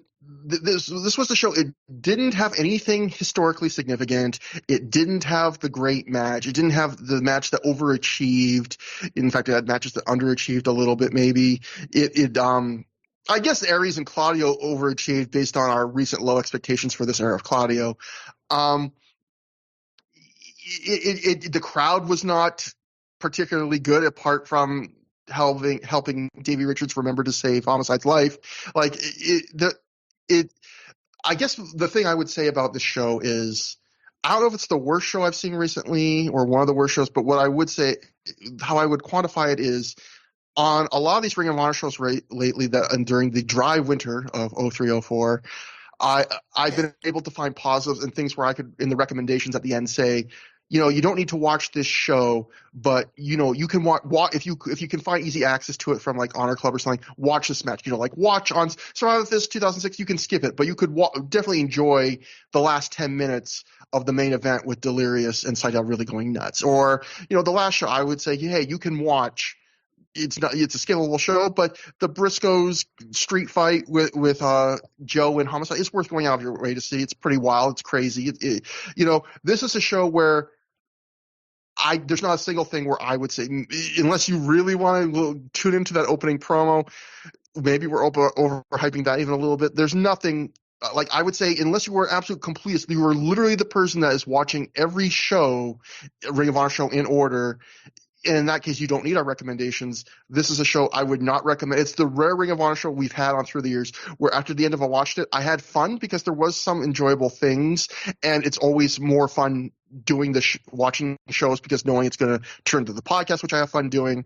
So it always kind of adds fun. But I was thinking if I wasn't doing this for the podcast, this was the rare Ring of Honor show where I can't remember the last time I felt this way. I was like, I kind of feel like I almost wasted 3 hours of my life. Like I could have been doing even Trevor Dame could have been doing so many other things with his life for 3 hours, and I rarely, even for the average Ring of Honor shows in this era, don't feel that way. This one, I was like, man, I'm 3 hours closer to death for that. And I Man, don't have that feeling very often with Ring of Honor. even the dunce of the week was bored.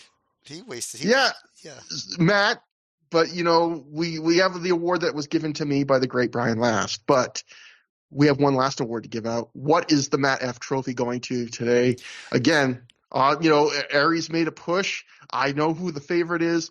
You could be an outside the box pick even. Who is getting the Matt F trophy, the pick for the most notable thing or person on the show?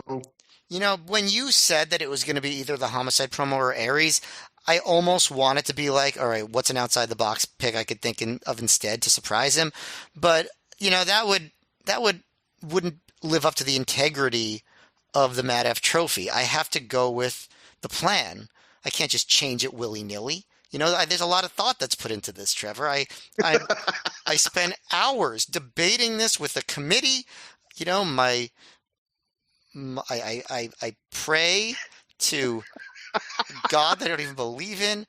I visited my grandmother's grave and asked her. So I do this before every episode, Trevor. It's definitely not something we forgot to do in like the second or third time we ever proposed doing. No, it's not. And so I have to go with the plan, and I'm giving it to Austin Aries because I'd been kind of bored. I'd been kind of bored with him for a while, and I thought he really stepped up his game. He's back to the Aries I know and love. He he honestly might have had the most fiery performance of anyone on this whole show. And maybe that's not saying much, but I actually do think if you watch it, you'd be like, all right, yeah, this guy is into it. And so I thought he was great, even if the match wasn't. I wish the crowd got a little bit of some of that fire from him. But yeah, Austin Aries, congratulations. You have won the Matt F trophy this time. And that takes us to plug. So as always, ThROH@gmail.com to email us, THROH for through. We have the show on YouTube. A few crazy people like listening to the show on YouTube, so definitely we keep it up for you there. Twitter, @Trevor Dame on Twitter, and @MayorMGF for Matt. Next time on the show, we will be covering the second half of this double shot. They go to Chicago. Irresistible Forces is the name of the show. Main evented by Samoa Joe and Bryan Danielson in a no DQ match where there must be a winner, but non-title. Matt, I don't remember hardly anything about this show. It has to be better than this show. So if nothing, oh God, Matt, don't you put that voodoo on me, Matt. Don't you dare. We'll see, Trevor. We'll see. Well, we will see on the next ThROH the Years. So until next time, have a good time. Have a great time.